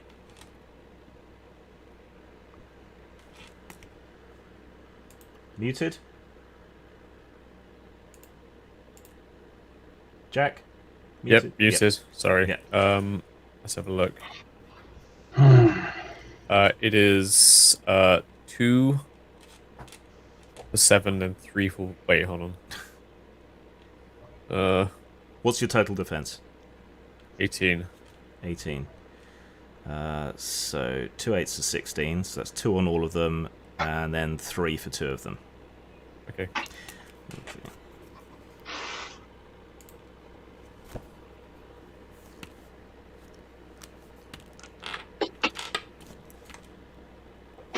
My only concern is the crit.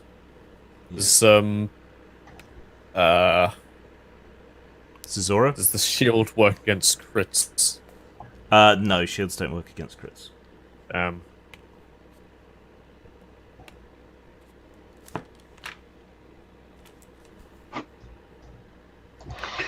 Oh boy, what am I going to use here? Firestorm. Yeah, but that would do everyone. I have a scroll of Firestorm, but that's like a level 9 spell. I don't think I can use the scroll, can I? Nova?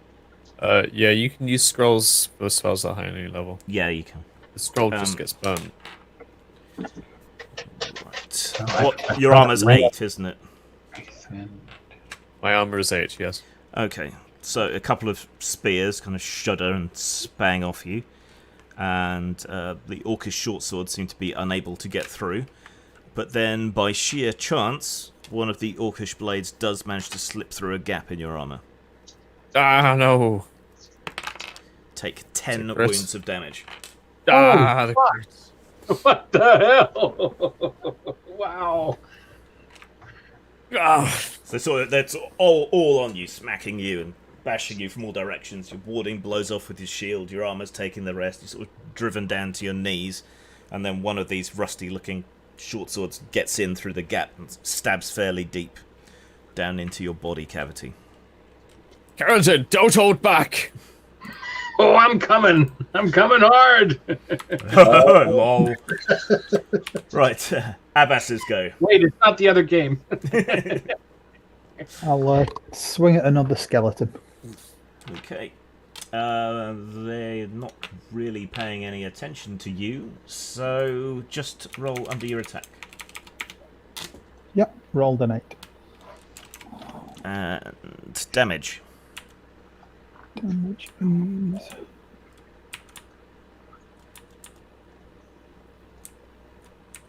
6 points. Okay, you smash the skeleton that ran Cizora through with its spear into splinters.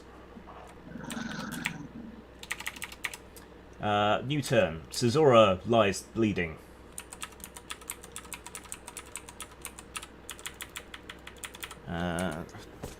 Do wounds continue to go down once you... I can't remember. I think this is the first time we've really had someone this hurt. Let's have a quick butchers. The way the game system works, will Cizora begin bleeding out? Like, is it urgent that he just take no more damage, or do we actually have to rush to begin? That's what I'm trying to find out. Okay. I can't remember offhand. That's not the Contract issue. was, It's really if you're down and they choose to put a boot in.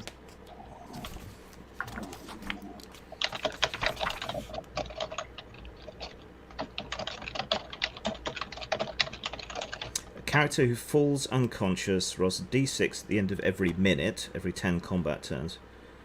When he manages to roll a 1, he wakes up. So you don't die unless someone finishes you or the hits are enough to take you below -3. Good to know. Right, so Elaine being piled on by creatures.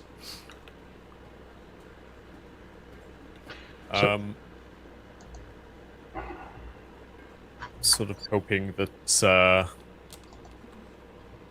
Carradine is going to do something Spectacular. I'm just gonna have to attack something that's next to me. Okay, so under the weight of all these blows, take the opportunity to surge back up and drive your sword at one of them. Okay, take 5 away from your attack and roll. Yes, I hit. Do you want to go for an orc or a skeleton? Let's go for an orc. Okay, roll damage. 9. Right, so yeah, you surge up in the midst of all these things, like Arnold Schwarzenegger in Commando, covered by all the mall security cops, and lash out with your sword and cut one of them across the throat, he falls back to be replaced by one of his brethren. Right. Galadriel decides that the time for pussyfooting around is over. Let's see what options we've got with her.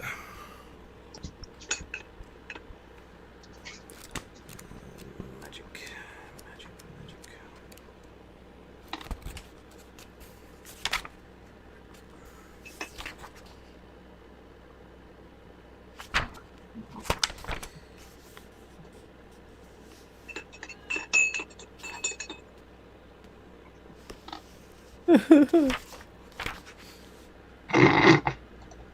I just saw that one of your spells is called Manlet. Mantlet, yes. I haven't used it too much. I haven't used it at all, actually, but For some reason, I read that as Manlet, and I thought it was a Manlet. spell that made you really small. Yes. It summons a poison dwarf called Ben Shapiro. Who defeats the orcs with facts and logic. Facts and logic. Holy Christ. Poison dwarf defeats Vomits orcs. words against everyone he speaks. Yeah.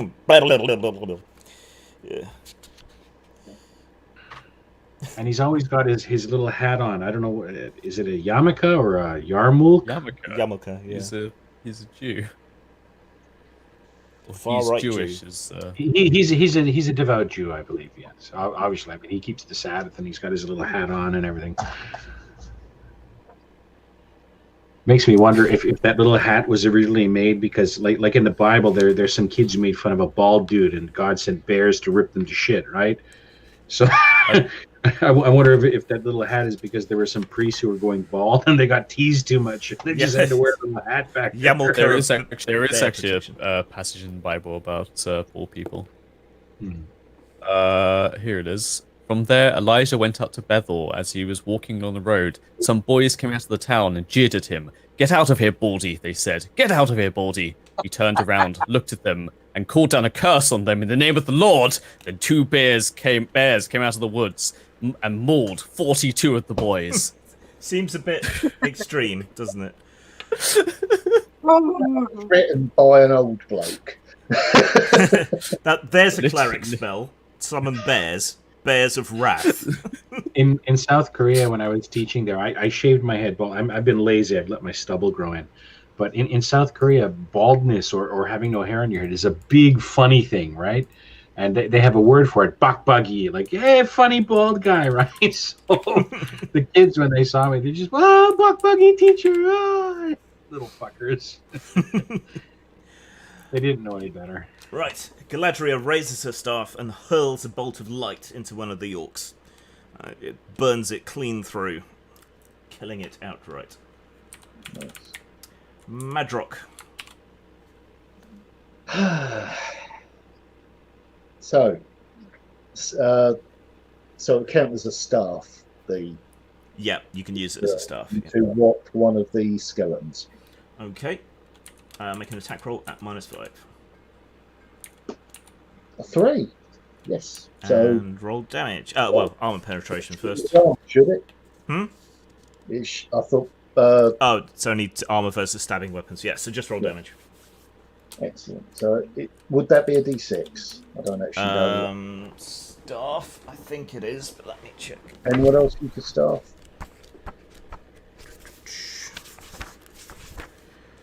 Staff is D6 armor penetration and D6 damage. 2. 2 Better damage. Better than out, but not by a lot. Yeah. By 2, in fact. Okay, you shatter a few of the thing's ribs, but the rest of it seems to be largely intact and still capable of fighting. Kerridan. I will. How many orcs are surrounding the fallen body, our fallen friend Sizora? Sizora's speared body is surrounded by dead enemies and 3 orcs that are still stood over him. All right, I am going But to use... skeletons. And yes, how many skeletons are there? But, yeah. The remaining skeletons are all on Elaine. Okay. Yeah, so... Go for it. I am going to use the level 6 spell Phantasm. and I'm going to have it rise up out of Caradin's form at roughly. It says here, the creature may be whatever the sorcerer wishes, as long as it's no larger than about twice man size. So I will summon a demonic aspect of Caesora, just rising out of his nose and mouth and ears and eyes, just fluid and gel and ectoplasm, just writhing up out, and just dropping its chin wide open and just while it lunges forward to hopefully intimidate them all away and then begin attacking at them. Yeah. It's on page 84 of I'm the just looking. rulebook. You've got to assign these stats to it. You get Yes. 28 to divide between your attack and defense. I'm going to give it 18 for attack and 10 for defense. Okay, I'll trust you to keep track of that. Okay, 18 and 10. And I think you've got to roll health. Yes, I'll let the DM do that. I presume he'll keep that number tallied, or unless you want me to keep it tallied. I'll tell you, and then you can keep it tallied. 46. And And it's all of us think it's something that's actually coming out of him as well. It has in the same way after this, aren't we? it has 13 health. okay. Right, so this demonic Caesora rises up under your control. One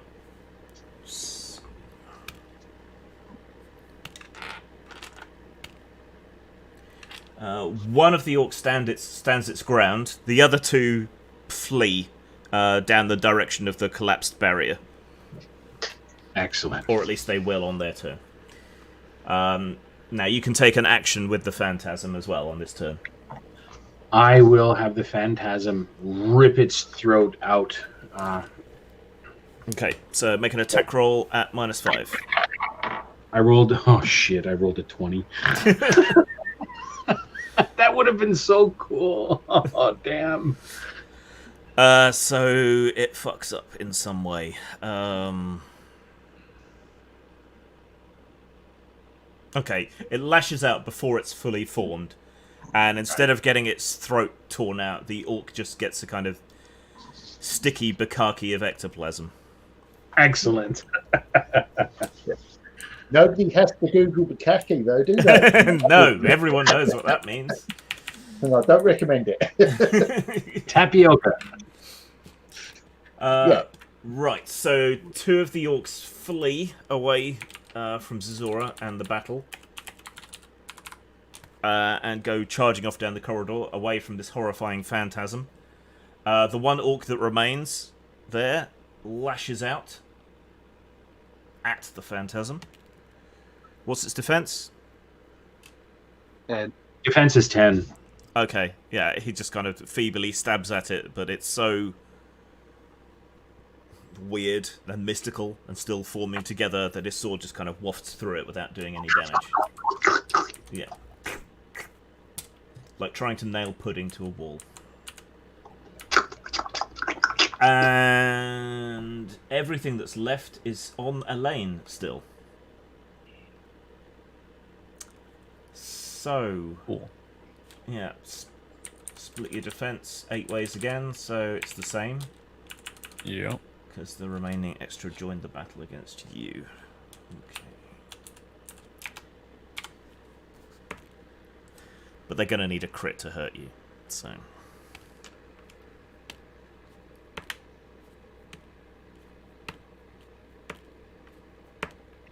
Right, so weapons are impacting you from all sides. You're being sort of knocked and jostled from orc to skeleton, but nothing manages to get through your armor and shield. Abbas. I'll go help the knight and start killing some of it. Are they the skeletons that are attacking? It's a mix of skeletons and orcs on him. Yeah, I'll Skeleton warriors. I'll go attack one of the skeleton warriors that's beating up, trying to Okay. hurt. Just roll equal to or under your attack to hit.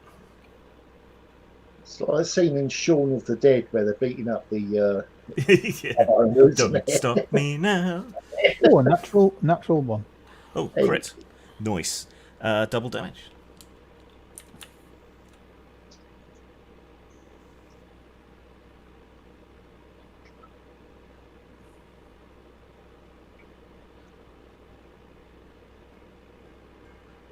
is 14 points of damage. 14 points. Okay. Yeah, you just shiver that I'll thing do to splinters. There's practically nothing left of it.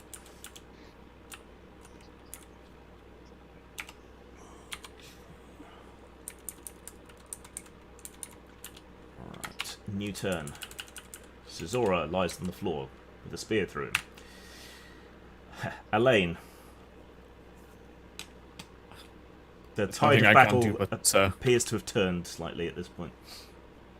There's nothing I can do but try to defend myself and my shield whilst slashing out. Wherever the opportunity Right. presents. Okay, take 5 away from your attack and roll.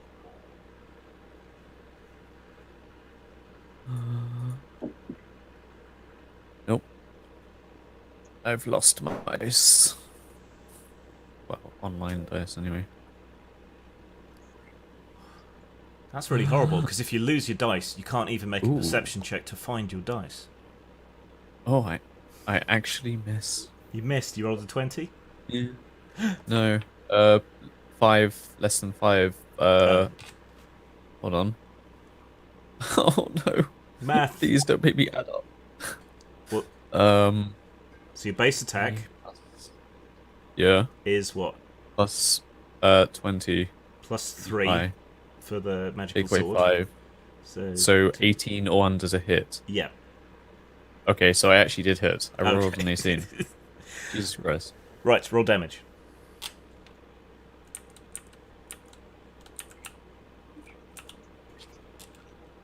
Seven. Okay. Lash out and stab an orc clean through. Sort of huddle using the orc for cover and your shield for cover while you get your sword free of it again. But that's less things attacking you, which has got to be good. Right. Galadriel hurls another bolt of light.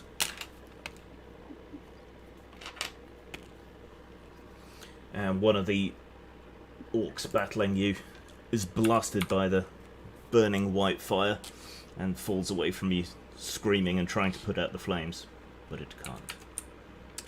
Madrock. Use my staff on that same skeleton, hopefully. Yeah. Take 5 away. Oh. So I'm hitting. Okay. And damage. Maximum 6. Okay. So I've done a total of 8. You smash another skeleton, hooking it with the haft of the spear and hauling it away. Nice. I helped. I'm helping. Kid that stirs the gravy. I cook dinner. Right, Keradin's go. Oh, So you get your action and the phantasm gets to go. Okay, so do I just mentally nudge the phantasm in what I want it to do? Yeah. I presume that, yes? Okay, there's still an orc facing it, I believe, and Yep. I will have it attack the orc, again, trying to complete that action. So the first pass with its clawed hands was a miss. Yeah. This one hopefully will follow it up. Okay, take 5 away from its attack and roll. I rolled a 15, and that is a fail. Okay. So the orc ducks under the blow, tries to get sort of inside its reach to stab it back. And Defense is 10. it's the enemy's go. Oh, no, you've got your go. Your own go. Am I able to close the distance to take a strike at the orc with my weapon? Yes. All right, I will do that. I rolled a 6. Okay. Let me get my... And it's got no defense left, so yeah, that's going to be under your attack. so Roll damage. 2, alrighty. Do I do armor pen or just damage first? Just damage. Don't need to worry about armor. Damage is for 6 points total. Okay. Right, so you come up behind it while it's engaging your phantasm and stab it clean through the back. Fantastic. But 'tis dead. Right. So those 2 orcs fled, which means everything As I else... pull the sword out of its back, I'll just complete the action like a samurai would flick the blood off its blade. Yeah, it splashes all over Caesora's inert body. Sorry about that. If it needs to be wiped, I don't know if it's slick enough because it's a magic blade, if that's enough to get the blood off of it. That'll be enough, yeah. Alright. Okay, so everything else that's engaged in battle is all still on that lane, and it needs crits to get through his armor. So...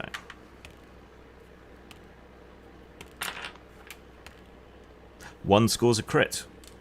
Oh no.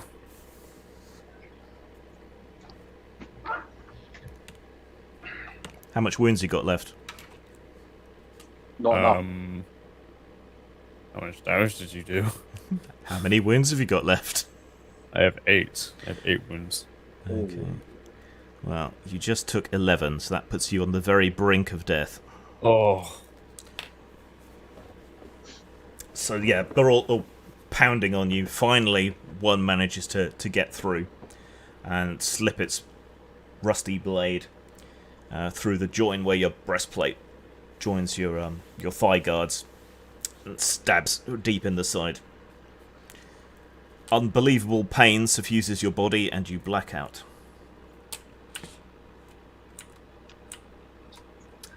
And it's Abbas's go. I think that's a first, isn't it? It is. For Blimey. Oh yeah, first with me. Yeah. Are there just skeletons left? There's 2 skeletons and 3 orcs still on Elaine, though they've just managed to bring him down, so they'll be moving on to someone else. I will attempt to mind bolt one of the orcs. Okay. Make your psychic exhaustion roll.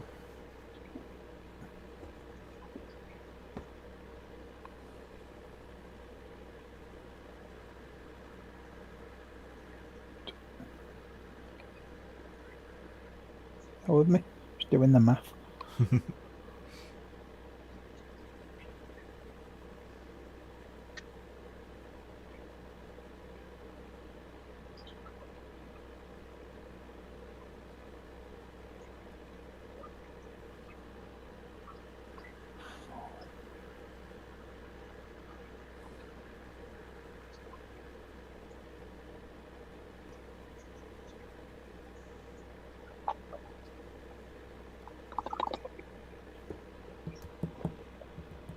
Under 17. Right.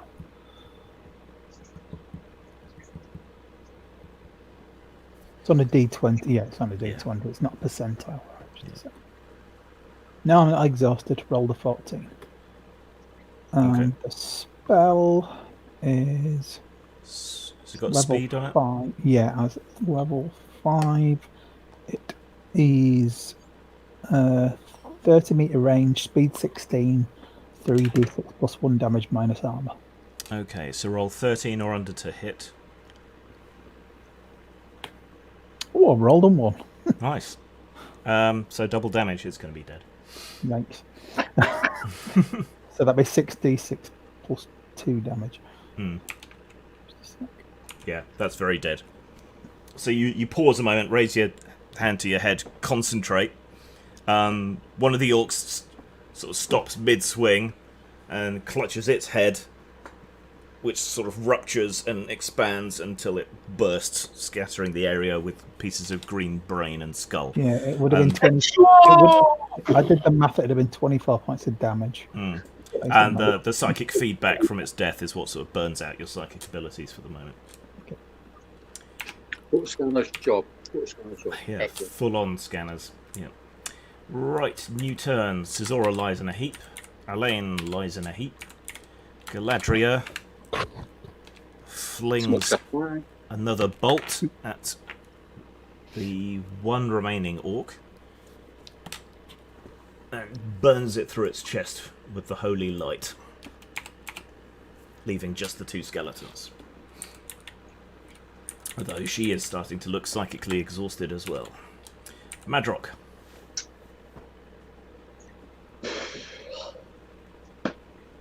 Start time. 11, I think. No, that's the miss, isn't it? It's -5 to hit. Yeah. Okay.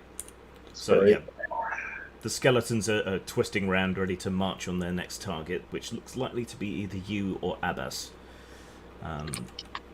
But they're moving a bit faster now, and you fail to land a blow with the unfamiliar weapon. Caradon. The phantasm is still active. I will direct it to thunder its way over, if I can have it make sound or an unholy scream or anything like that, as it just turns its baleful gaze and form over to the fallen form of Sir Elaine. I just rush over at them like Ghostbusters, demon ghost. Yolty Ghostbusters. the good one, not the recent one. Make an attack roll at -5. 8. So that's a hit. Roll damage. Damage is D10, I believe. I believe so. All right, let me throw this. 2. 2 damage. Okay, so it slams into one of the skeletons and sort of bears it away from Elaine, but the skeletons... Oh. Yes, it is D10. I'm sorry. Go ahead. With the skeleton still active, sort of beating at it with its mace. Right, and for your go? I will continue my press forward, and I'll use my staff this time because I put my sword away figuring it would be all over, so I'm not going to waste an action. Yeah. I'll smite one of the skeletons with my staff. Okay, the last one that's standing over Elaine. Okay, take 5 away from your attack. And right. It's 17. Okay. You swing out, it sort of shifts side to side, the bones almost coming apart with the rapidity of its movement as it moves around under your blow. Right. So one skeleton attacks the phantasm. What's its defense? 10, wasn't it? Yep. And yeah, it's just beating at it but failing to land any sort of decent blow on it. The other skeleton decides Caradon is the one to attack. What's Caradon's defense? Defense is 8. Oh no, that's Brother Abbas I'm looking at there. I'm sorry. I have it rolled the wrong way. Defense 6. Only 6. Oh no. Right, but yeah, you managed to slip and stumble back out of the reach of its blow. The head of its mace is just like a couple of centimeters short from hitting you in the chest. Abbas. I will swing at the remaining skeleton, I take it, isn't it? Yep. So it's got no defense left, so just roll equal to or under your attack. Oh, just. And damage? You don't need me to make an armor bypass. No. 9 points of damage. Okay, yeah. So as it swings for Caradon, you come in from the side and smash its skull into fragments. Which means the only skeleton left is the one fighting the phantasm at the moment. Cesora lies there bleeding. Elaine lies there bleeding.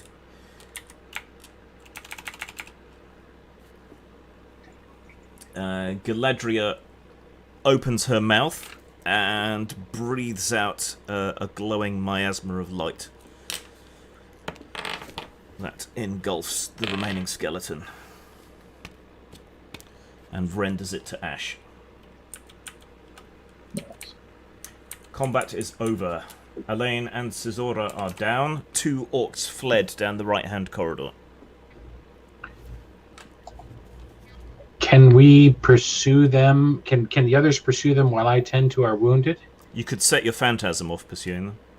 Excellent, I will do that. Yeah, because it can act autonomously. So all right, slay them. Let me just handle... Oh, yeah, okay. Rats, they turned right. We'll never get them. Okay. Yeah, it catches up to them in the corridor, and on its 2 attacks against them, they fail to hit it, and it scored a crit on each blow.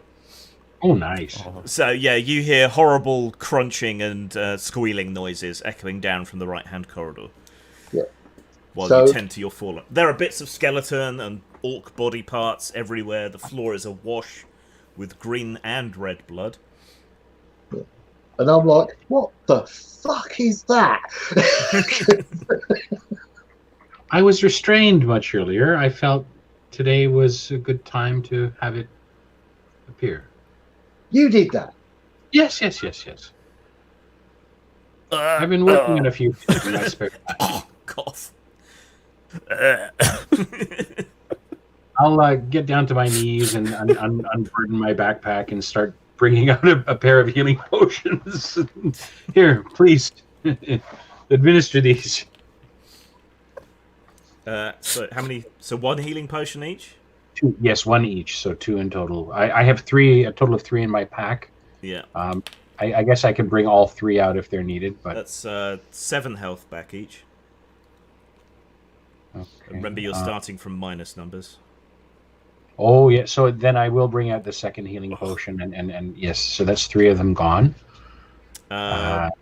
Galadriel can cast a healing spell on one of you as well for 7 health. I'd best conserve my strength unless you insist on me.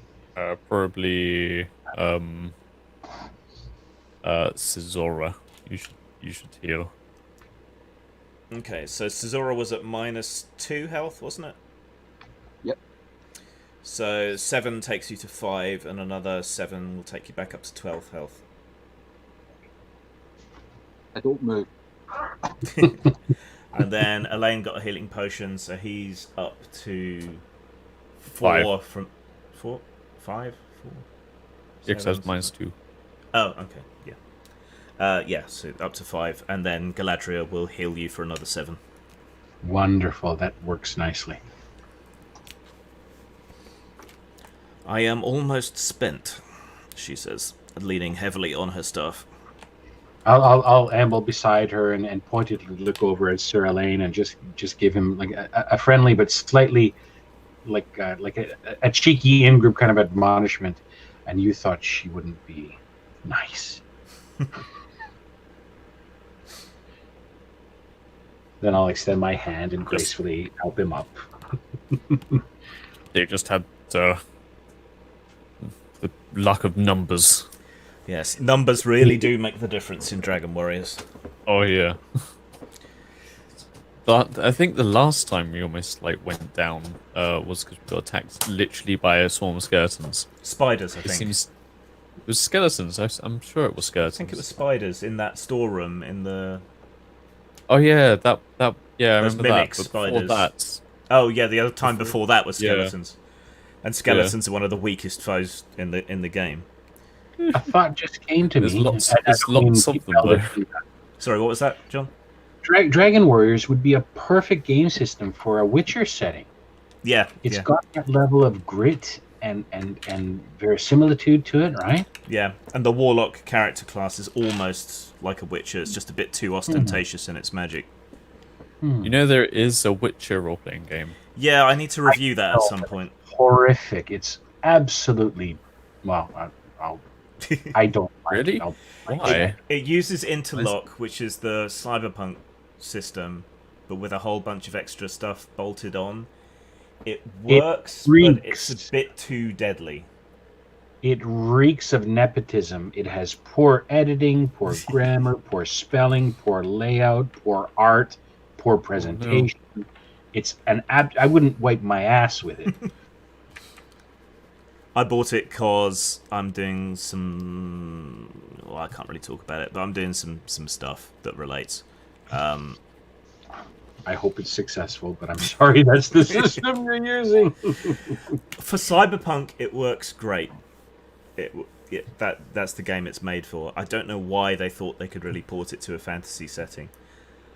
But there's a few salvageable ideas in it. But then I think there's salvageable stuff in Fatal, so what do I know?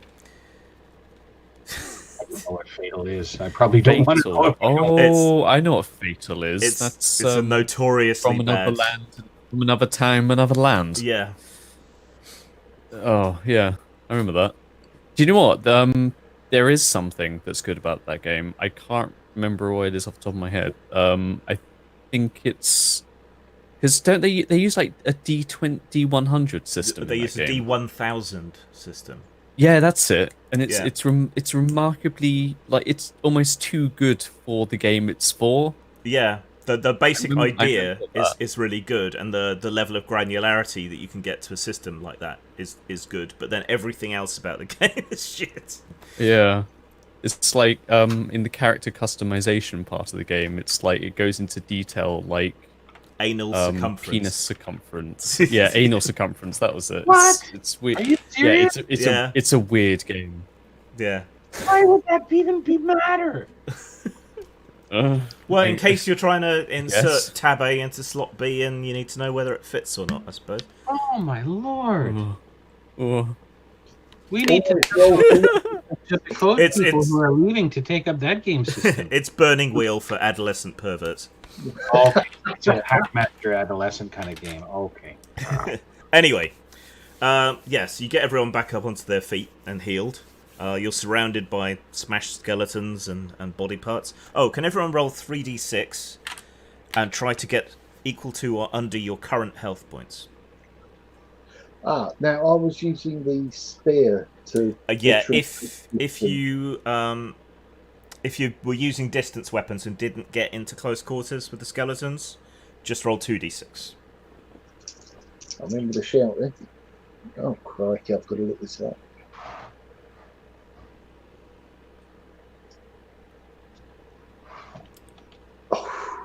Made it by 1. Okay. Did anyone fail? What am I rolling? 3d6 equal to or under your current health. No, I failed. If anyone does look dodgy, I've still got that jar of emetic that I had made up in the elven crystals.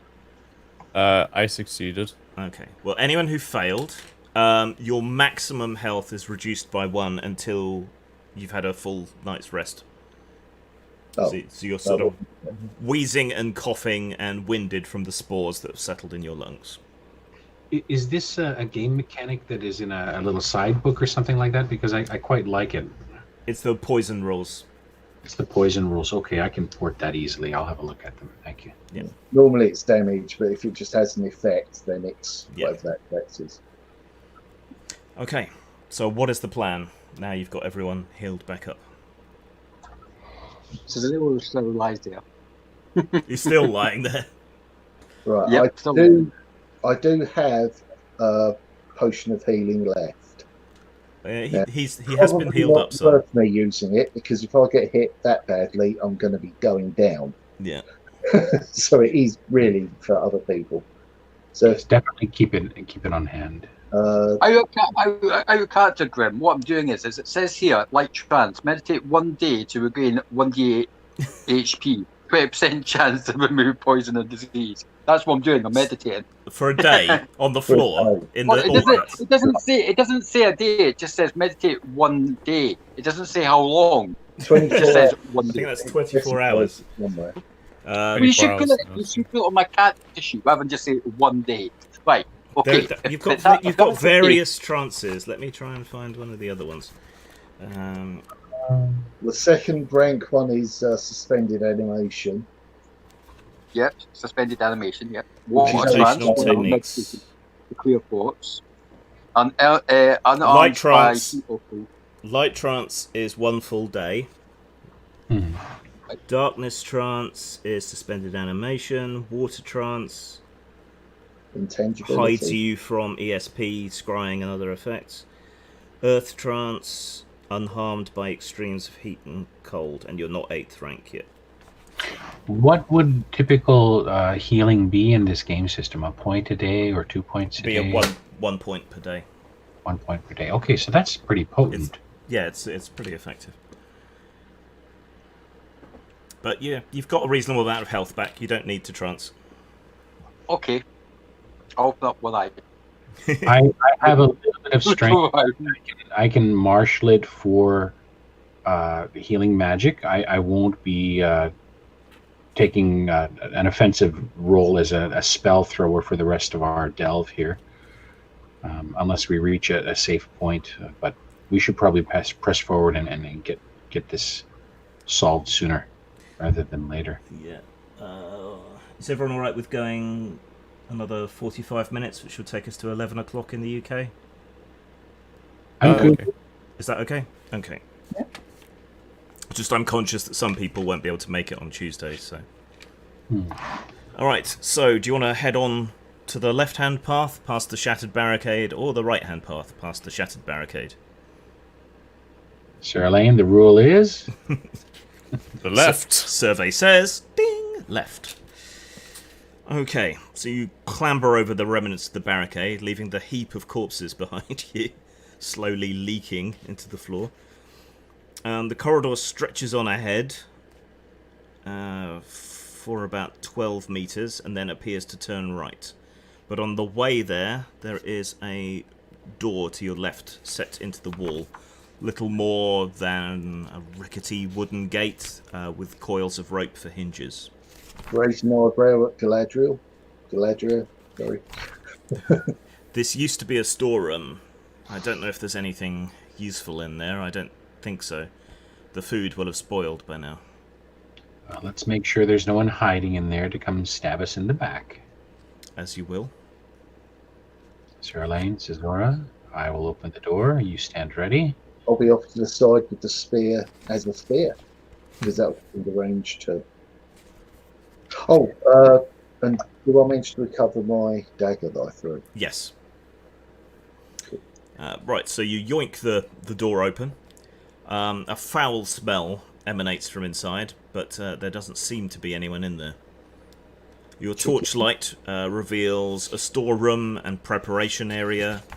So there's a few sort of crude wooden tables. There are chickens and pheasants hanging from the ceiling, but they've gone off. Is that the fail? No. That's the foul smell, yes. There are shriveled onions and the rotting remnants of half-prepared meals, as well as an array of herbs hanging from the ceiling in bunches, which are used in various herbal preparations. There is an open passage without a door to the west-hand side of the chamber. Does anyone in the group have herbalism as a skill? Let me check. I am an alchemist, so it may involve some element of that. Now, you see, alchemy is proper science, and it's concerned with important real things like immortality and turning lead into gold, whereas herbalism is peasant magic. Ah, yes. Wait. Okay. It works. I was thinking of a purgative to get that goop out of people's lungs. Wait, hold on. There's a door to the west of here? Yeah, so you were going along the corridor to the west, then you went in the side to the south, which opened out into a storeroom, and then to the west of the storeroom there's a passageway. Okay.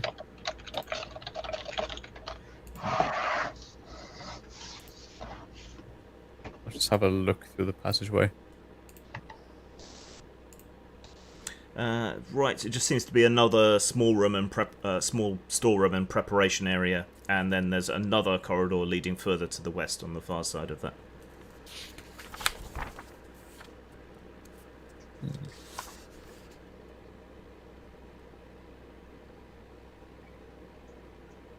I'll just keep going. Okay, so you move on ahead, on guard. Are there torches or any illumination down here? The storeroom has some torches. There are burnt-out torches here and there in sort of clasps on the wall. So you can take... I'll grab some extra torches. Yeah. Okay, eventually, past the second small storeroom, this opens out into a much larger room, about maybe 8 meters by 14 meters. And there are benches and tables in here. This looks like it was like a refectory, somewhere where people could sit and eat and drink. There's a couple of barrels which seem to have water. They've got water scoops, sort of ladles on them. There are platters and mugs and things laid out. A lot of them are scattered onto the floor, and there's more rotten food that's sort of rotting down into a slurry on the floor. As well as the corridor back to the storerooms, a little bit further north there's another corridor that looks like it rejoins the passageway that you were in originally.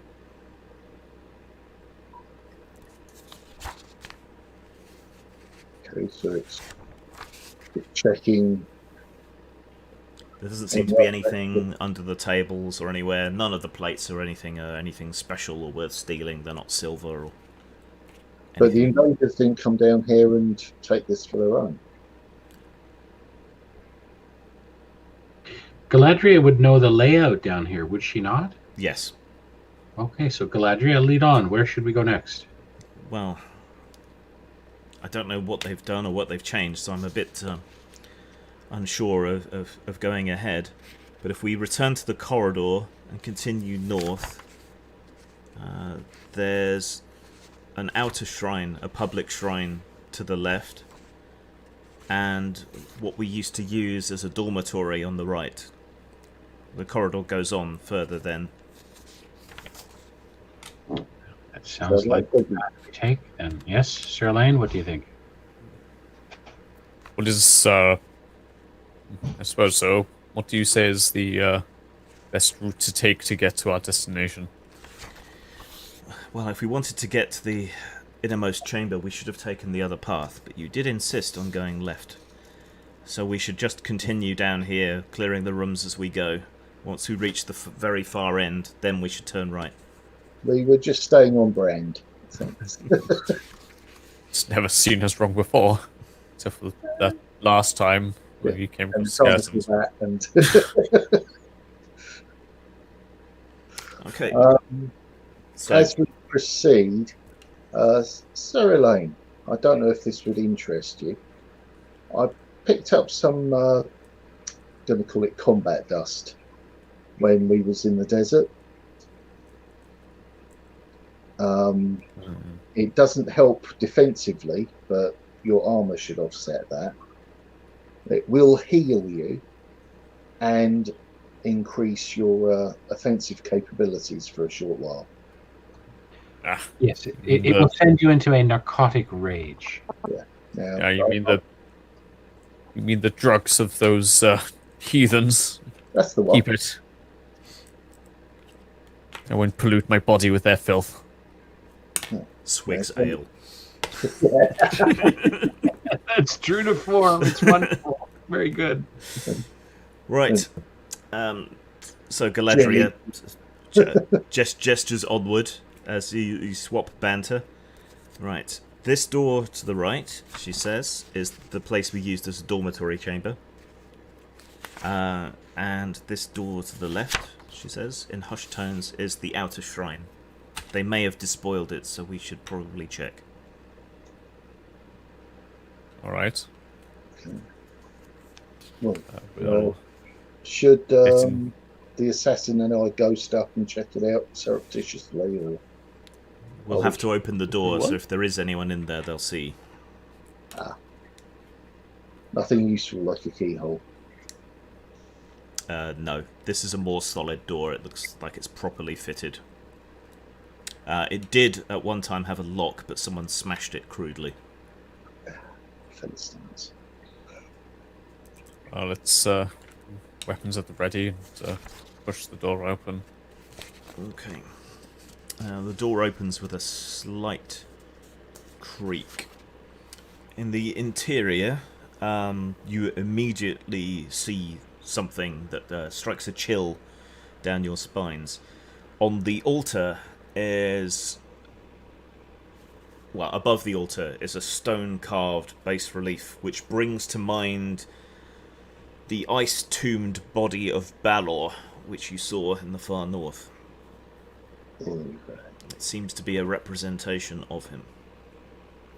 What is the meaning of this? In front of the altar, someone's laid down a whole bunch of dry grass, straw, and so on to make a crude bed, and seems to be using ripped, torn, and soiled tapestries that probably once hung in the temple as sort of bedclothes. There are various crude occult accoutrements around as well. Mortar and pestle, various foul mushrooms and herbs, chicken bones scattered on a mat with crude arcane symbols. But there doesn't seem to be any person in here. Orc shaman, maybe? As I feared, they've completely despoiled this place.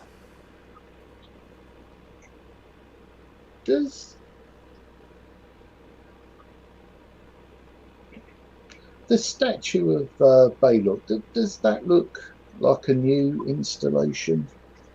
No, it looks old. And it's carved into the rock, and there doesn't seem to be any other statue that's been smashed to pieces or torn down. Okay, I'll keep that to myself for the minute, but I'll spread that information as we go whenever I'm out of earshot of Galadriel.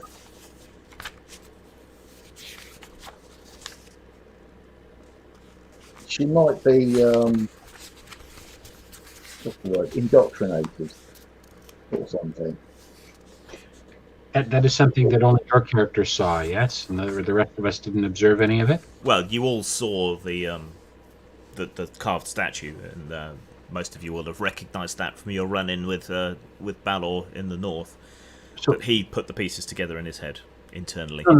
yes, but Balor is an evil deity, right? Yes. Oh, yes. And that statue could not have been carved in the last couple of days when these orcs took over. It must have been present beforehand, yes? So it would seem. That's what Well, fucking hell. And What is the meaning of this? you did mention a miasma of light. Now, putting Balor together with that term miasma of light, does her spell characterization then seem off? Like tainted with evil or The spells that she's used have all been glowing light rather than darkness or shadow or the red light associated with Balor's eye. So I'm perhaps reading too much into that term you used, miasma of light, yes? You've also got the dark side of the moon now with the Greek that was Hecate. Yeah. I'm so bad with names, I can't remember most of the other stuff. But yeah, so it might be an aspect. So these arcane writings, can Kerridan make an intelligence roll, please? Yes, I will. Someone's just come to the door, so I'll mute Okay. this. Hopefully, I will. Make sure to mute yourself. And yes, I'll mute. Sorry. Okay. I rolled a 16. Okay.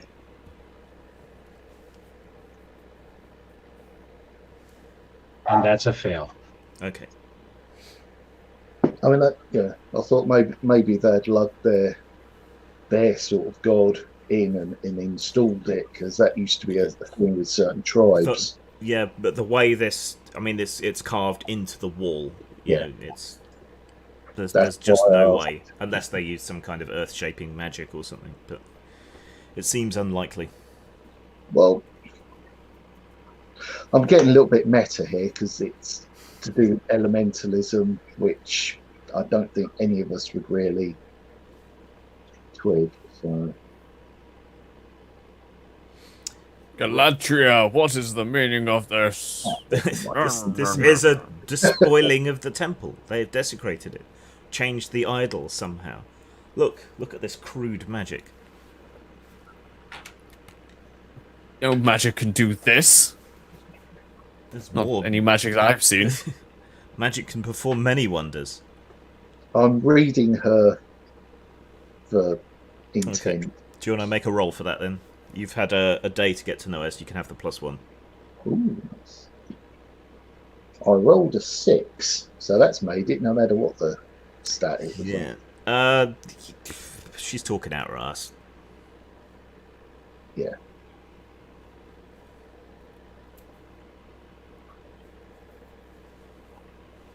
Okay, sis. Now you can't bullshit a bullshitter. Before we go any further, what's the real deal? Is it just a rival cult? What do you mean? We worshipped here. We did good here for the surrounding villages and towns. And some dark force has swept in and taken it over. That has been here a lot. If you've been worshipping here, at absolute best, you've been corrupted. There Maybe used to without be knowledge. a statue of the mother right here. And okay, again, do you want to make the roll for this, actually. No, you already made the roll. She's lying as far as you're concerned. You think she's talking absolute bollocks. Absolute piffle. Balderdash. Balor is an evil lord, and Yes, Balor is evil. I do not worship at Balor. Have I not helped you in battle? Have I not helped to spare your life? Yeah, Have we not faced foul creatures in this place?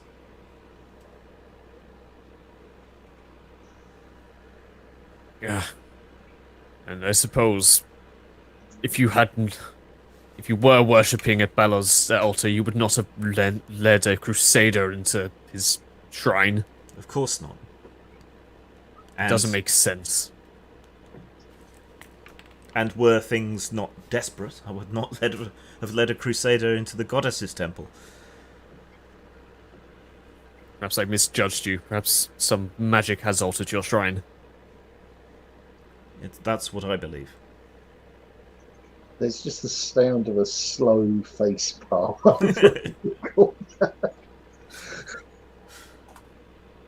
I think I've proved myself to you through deed, at least.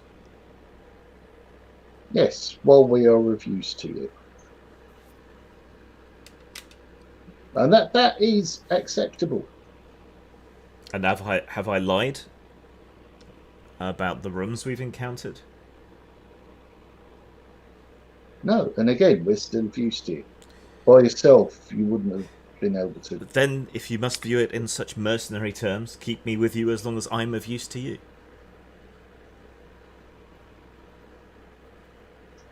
This makes sense. Now, can we move on, please? Yes, we should rid ourselves of this place and destroy it later. Right. So, tiptoe across the corridor. And she tells you this should be the dormitory. There were beds there for the priestesses and visitors.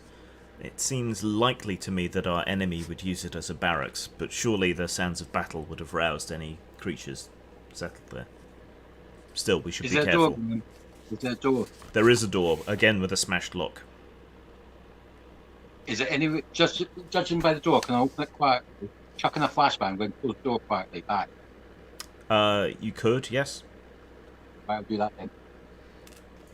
Okay, so you open the door a crack and toss in a flashbang.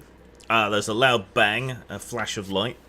You hear a squealing and grunting in pain that trails off into sneezes and coughs. Right. I'll let them do the charge. No, I've done my bit. They can do the. They can do the attack. I'll pull the door open and allow our brave men-at-arms and armed heroes to charge their way in. Okay, it's a room full of beds, which are now in disarray. There's a small fire burning, but no chimney, so the room is absolutely choked with smoke. And there's something bubbling away on the pot. It seems almost empty, apart from lying on the floor next to one of the beds is one of the orcs. But he looks pale, drawn, wan. He's shivering and sort of crawling around blindly after the flashbang went off, and coughing. Well, that'll be the smoke, probably.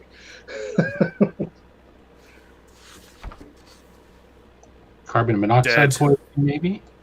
You just gonna finish him?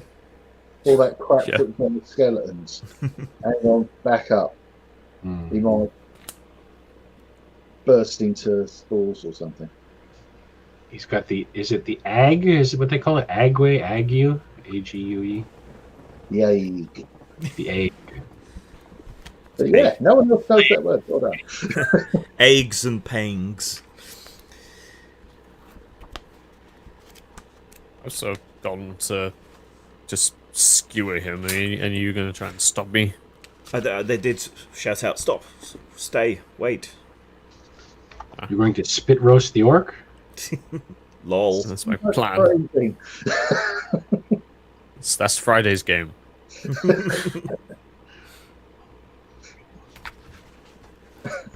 I'm not Googling that phrase, although I want to. No, you don't. I kind of have. Interspecies porn orc spit roast. Yes. They already have a hot orc Fridays in one of the Shadowrun groups I subscribe. Would that be called a hawk? No, it's Bimbork.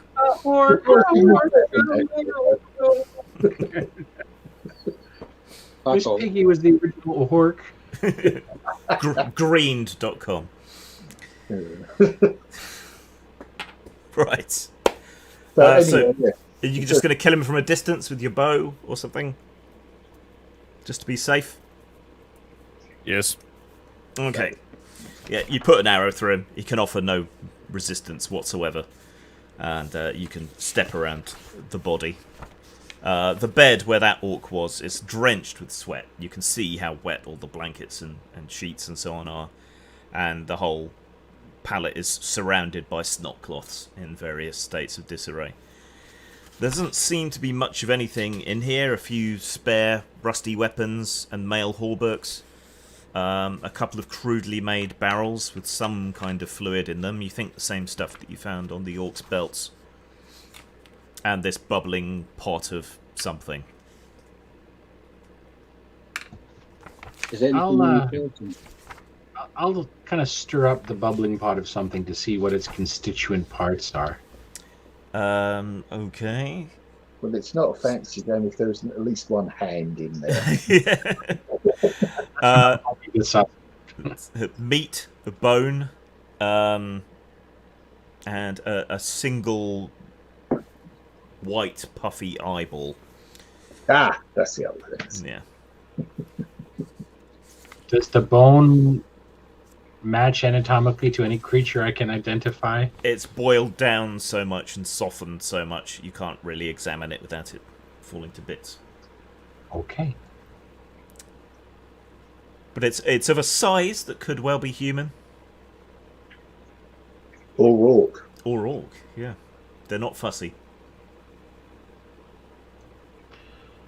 That's not an image I really want to have in my head, and I can't stop having it run. There are no other ways out other than the way you came in. So, if you want to get to the end chamber, Galadriel says we should press on north. The next room's up ahead. There is the priestess's dormitory on the left, and the robing room on the right. If we go through the robing room, we can make an almost direct straight line forward to the inner sanctum. Okay, but if someone's down here and they've got a boss, they would have taken over the priestess's room, wouldn't they? If she was the big cheese. Most likely, yes. So we've got a chance at early boss battle. Or cliffhanger before the early boss battle. That I won't be here for on Tuesday. Okay. You listen at the door there. There doesn't seem to be any sound from within. No sign of anyone there. There is a door, but it's only one of the simple ones. Okay. Did we There's lose... no lamp oil on the hinge and Yeah, did we lose Jason again? looks like. I will resend him an invite. And hopefully he'll message me or somebody else. Okay. Alright, so you oil the hinge and ease the door open. Jason just sent a message to me Yeah. that said, please ask Grim to call me. Oh, he's back. Okay. Fear Right, of as I was back. saying, I'll check the corpse if there's no one's ever already done it. What, the diseased orc corpse? Yeah, No, not this touching room- it, just using my sword to shift through. Okay. Stab him a bit more. More snot rags. That's about it. The poor fellow was very ill. You probably put him out of his misery. Right, and other than that, we had moved on. So, you sort of slink through into the priestess's dormitory. There are 5 fancier beds in here.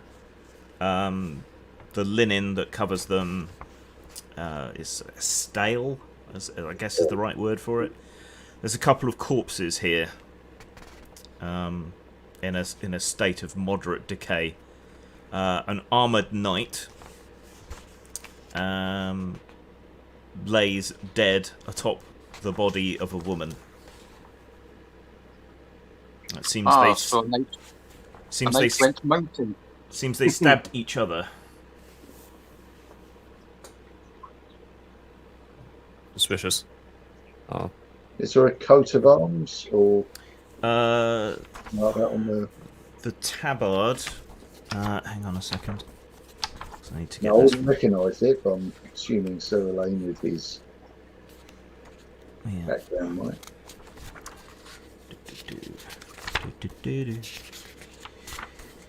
Might have an idea of what this was all about. And Galadriel, is this lady your priestess? She's one of the priestesses. Yes, not our high priestess. She had her own separate chamber.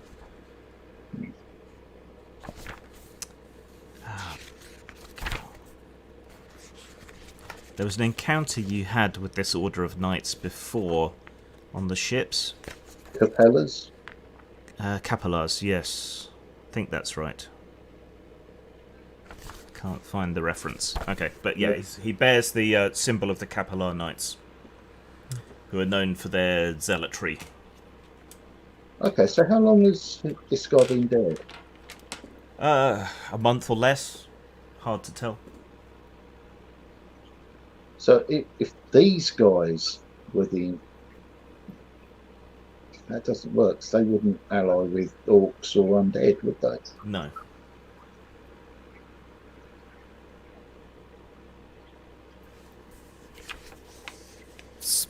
Something is awry.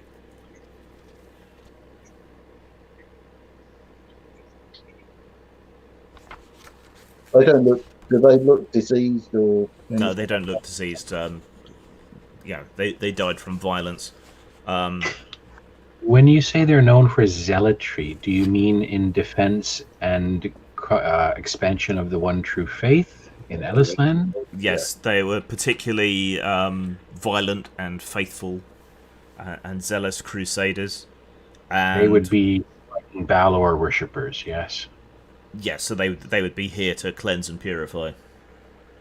That's the order of knights that Elaine was in, wasn't it? I don't think you were in the Capellars. The Capellars are kind of the Templar equivalents in a lot of ways. Were they the ones? Were they the ones on the boat we saw a while back? I Yes, served those ones. with them though at one point. I'm pretty sure. Well, yeah, we didn't fill out your You background, mentioned so yeah, that. you can have served with them. Oh yeah, because you knew the guy. You fought alongside them, Yeah. and you knew the guy that you saw on the ship, by reputation at least. It's a Sir Thomas or something that's in charge of them, isn't it? Yeah. But when they came back, well, many of them remain in the Crusader lands, patrolling and killing heretics and heathens. But those who've returned with a great deal of wealth, as it happens, have turned their zealotry upon the old faiths and the various dark paths that are out there. Okay. Could I search him, see if there's any, maybe a written order or any other indication of intent? So he has a flask of holy water at his belt, but there's no sign of any sort of rations or a traveller's pack or anything. If they had supplies, they must have brought them with them somewhere else. There is a small scroll in a small scroll case, but it seems to be written in some kind of code. It's all numbers. No, that's a skill I haven't acquired. I do have the merchant skill at basic. Would I be able to use that in my knowledge of how sorcerers encode some of their own words and writings and whatnot to make a half-hearted attempt at deciphering it? Yep. Okay. Roll a d20 equal to or under your intelligence. All right, here goes. Wish me luck. Wish me luck. Wish me luck. Wish me luck. A 2. Blimey. Right. There. Oh, I'm holding it upside down. It's all sets of 3 numbers, and many of them repeat throughout the text. So it's like 3 numbers divided by a colon, or the equivalent, and then a slash, and then another 3 numbers, and a slash, and another 3 numbers. We wouldn't have map references, would we? No. No.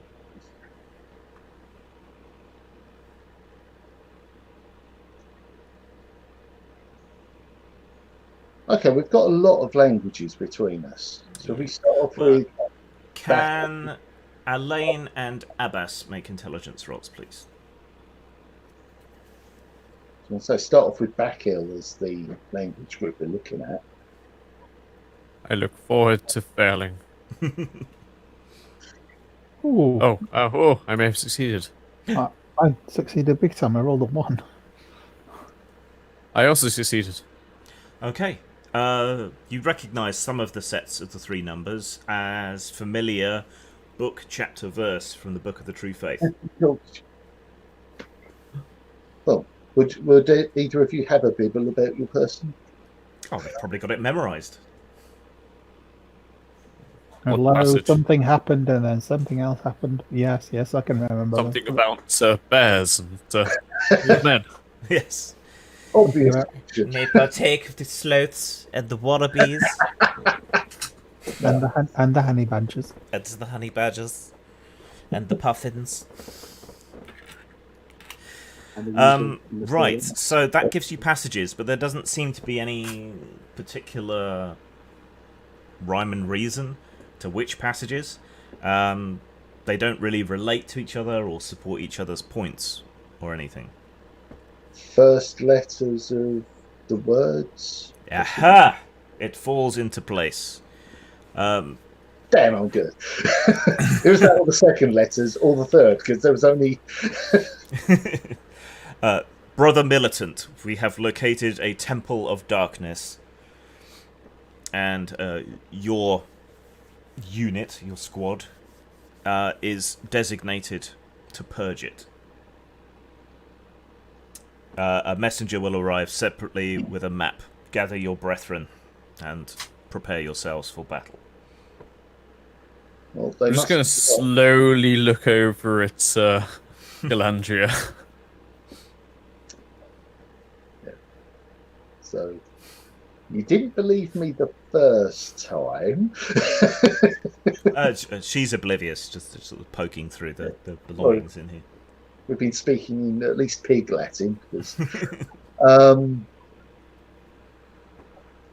yeah, they must have lost because they wouldn't have willingly left one of their own behind.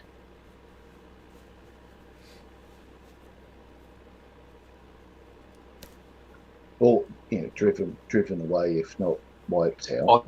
Or they're deep underground, still fighting the fight.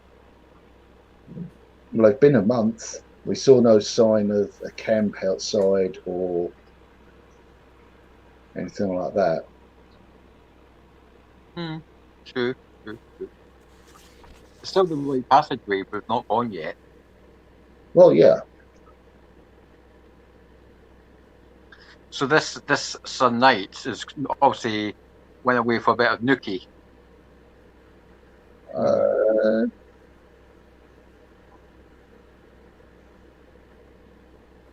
Not if he was. Well, yeah, possibly, but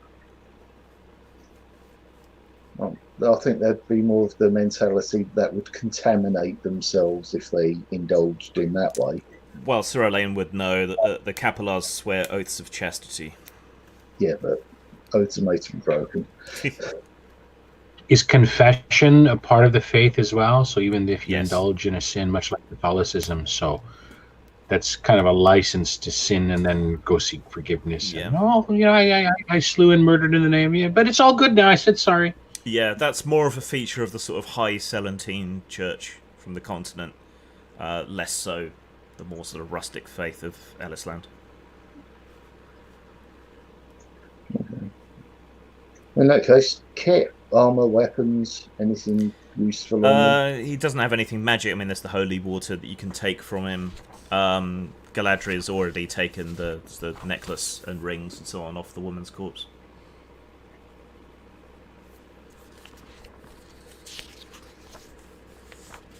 Okay. So there's the robing room on the other side, which she suggested you go through, if you trust her still. I don't. As long as we're useful to her, yes. Right. You hear no sounds beyond that door. Probably oil the hinges again and move in. Yeah, this is a robing room. So it's called a sort of priestly attire, the priestess's attire, and the various things that they used in their rituals. The robes have all been torn. The staves and wands and so on have been broken and shattered. There's a shattered sword as well. There are several corpses laying around in the room. Well, if they stop to get up, we've already run into undead. 3 of them appear to be female corpses, dressed in the robes of the temple. The other 2 are another 2 knights of the Capillars. What does it look like killed them? In each case. The women all seem to have been stabbed or hacked to death. The men's bodies seem to have been blasted with magic, but someone's been along afterwards and kind of mutilated the knights' bodies. Question: when you say blasted with magic, blasted as if with a miasma of light, like I saw bubbling up and whatnot before? No, more like they've been eaten away by shadow or acid. Okay. There's I'm starting to put together what happened in this temple. there's double doors to the north, and Galadriel points that way. That's the quickest way to the sanctum.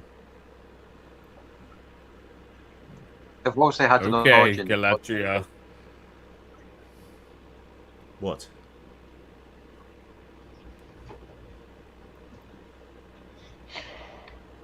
Go to the sanctum. So she's very wary of you now. You sound like Kevin there. The water bloody horrors. Oh. God! I'm going to sidle over to Actually, Abbas and Madrock if they're together, and just kind of, I'll try and be subtle about it. Are we trusting her still? What the hell is going on?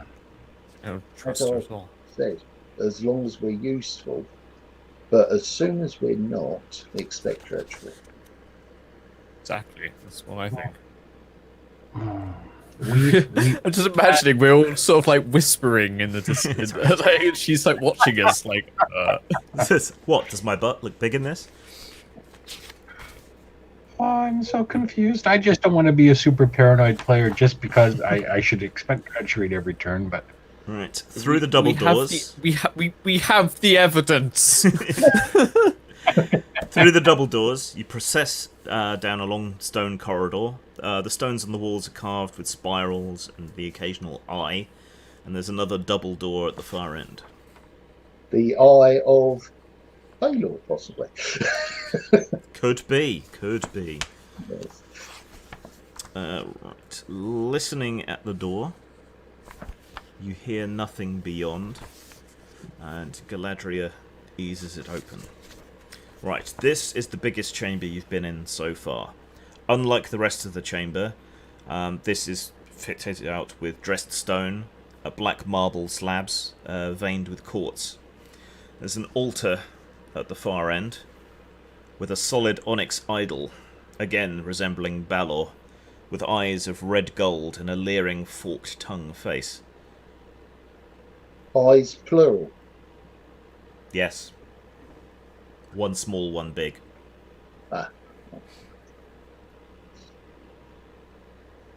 Yeah. Galadriel kind of roots to the spot and sort of trembles slightly, glancing about the place.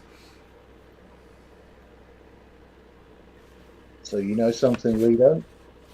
This place just unsettles me. The sanctum is behind the altar. Is it trapped? Guarded? It was not when I worshipped here. And in what way has the idol changed? It's What different. biblical- It's the wrong god. And It's a is she god, still not the goddess. Is she still lying her She's arse still off? lying. Yeah. I'll just give it the Jimmy Hill. Chinny raccoon. Okay, there's some people that might not get that reference. Fuck those people. Yeah.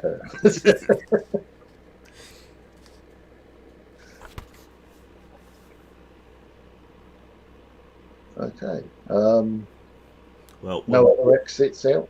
we're running up on time. So there's an exit to the west and the east and back the way you came. For all the size of this chamber and all the torch brackets, it's empty apart from the altar, which is where she says the inner sanctum is behind that. Well, how do we get into the inner sanctum?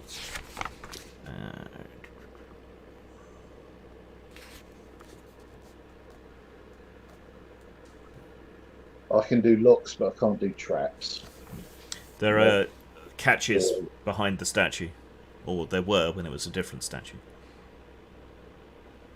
And why don't you open it? Very well. She moves up towards the altar. I'm going to keep an eye on the other doors in case there's a. We don't want to get pushed back. Hang on a second.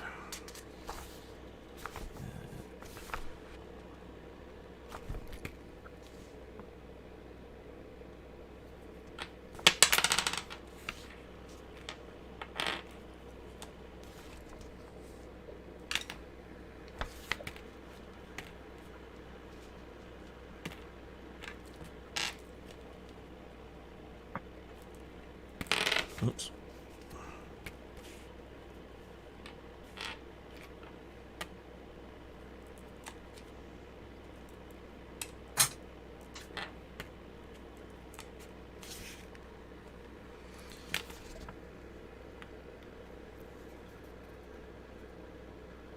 All right. So she moves up to the altar, reaches around behind the statue there. Ooh. As she does so, the statue's eyes glow briefly, and its forked tongue flashes out and stabs her in the cheek. She shrieks, falls back, holding her hand to her face, and the floor opens up beneath her. And she slides and falls out of view. Too fast to catch, or What was that? Well, yeah, I mean, I took it you were standing back a bit and letting her approach. yeah, and also by the doors, I guess. But You hear a strange roaring noise and a feminine shriek emanating from this hole that's appeared in the floor, and that scream is abruptly cut off with a crunching sound. she took my girl.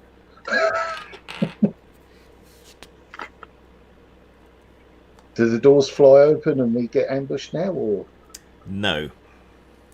You almost said that with anticipation in your voice. well, that's how I When would. does the ambushing start? The stonework behind the idol slowly grinds open, even though she's already gone, and reveals a slope down to a charnel pit filled with bones and the corpses of knights and women and Galadriel, and hunched over her broken body is a thing, a beast, a hulking mass of rotting flesh, 8 foot tall, with an enormous mouth, holding her limp body in its jaws like a cat with a mouse. And Okay. it glowers up at you. The ghoul. And that's where we're going to have to cut, I'm afraid. Damn it. Cliffhanger ending. So whoever can turn up on Tuesday gets to face this thing down. Yay. Oh, no. And clear out the rest of the I temple. agree. I'm curious, should she not have known that there would have been a trap there? Or has this been ensorcelled and warped and changed and whatnot? Is that what's going on? I'm a bit confused. Who knows? She didn't know that there was a trap there, for whatever reason. Huh. Alicia took Yeah. it for the team. She took it. We could speak with Dead later and find out. But at the moment. Oh, did I have that in this? I can't remember. Anyway, yeah, so I'll shut down the stream now, but we might hang out for a couple more minutes. See people Tuesday to face off Yes. against this foul dead god in this place. See you then.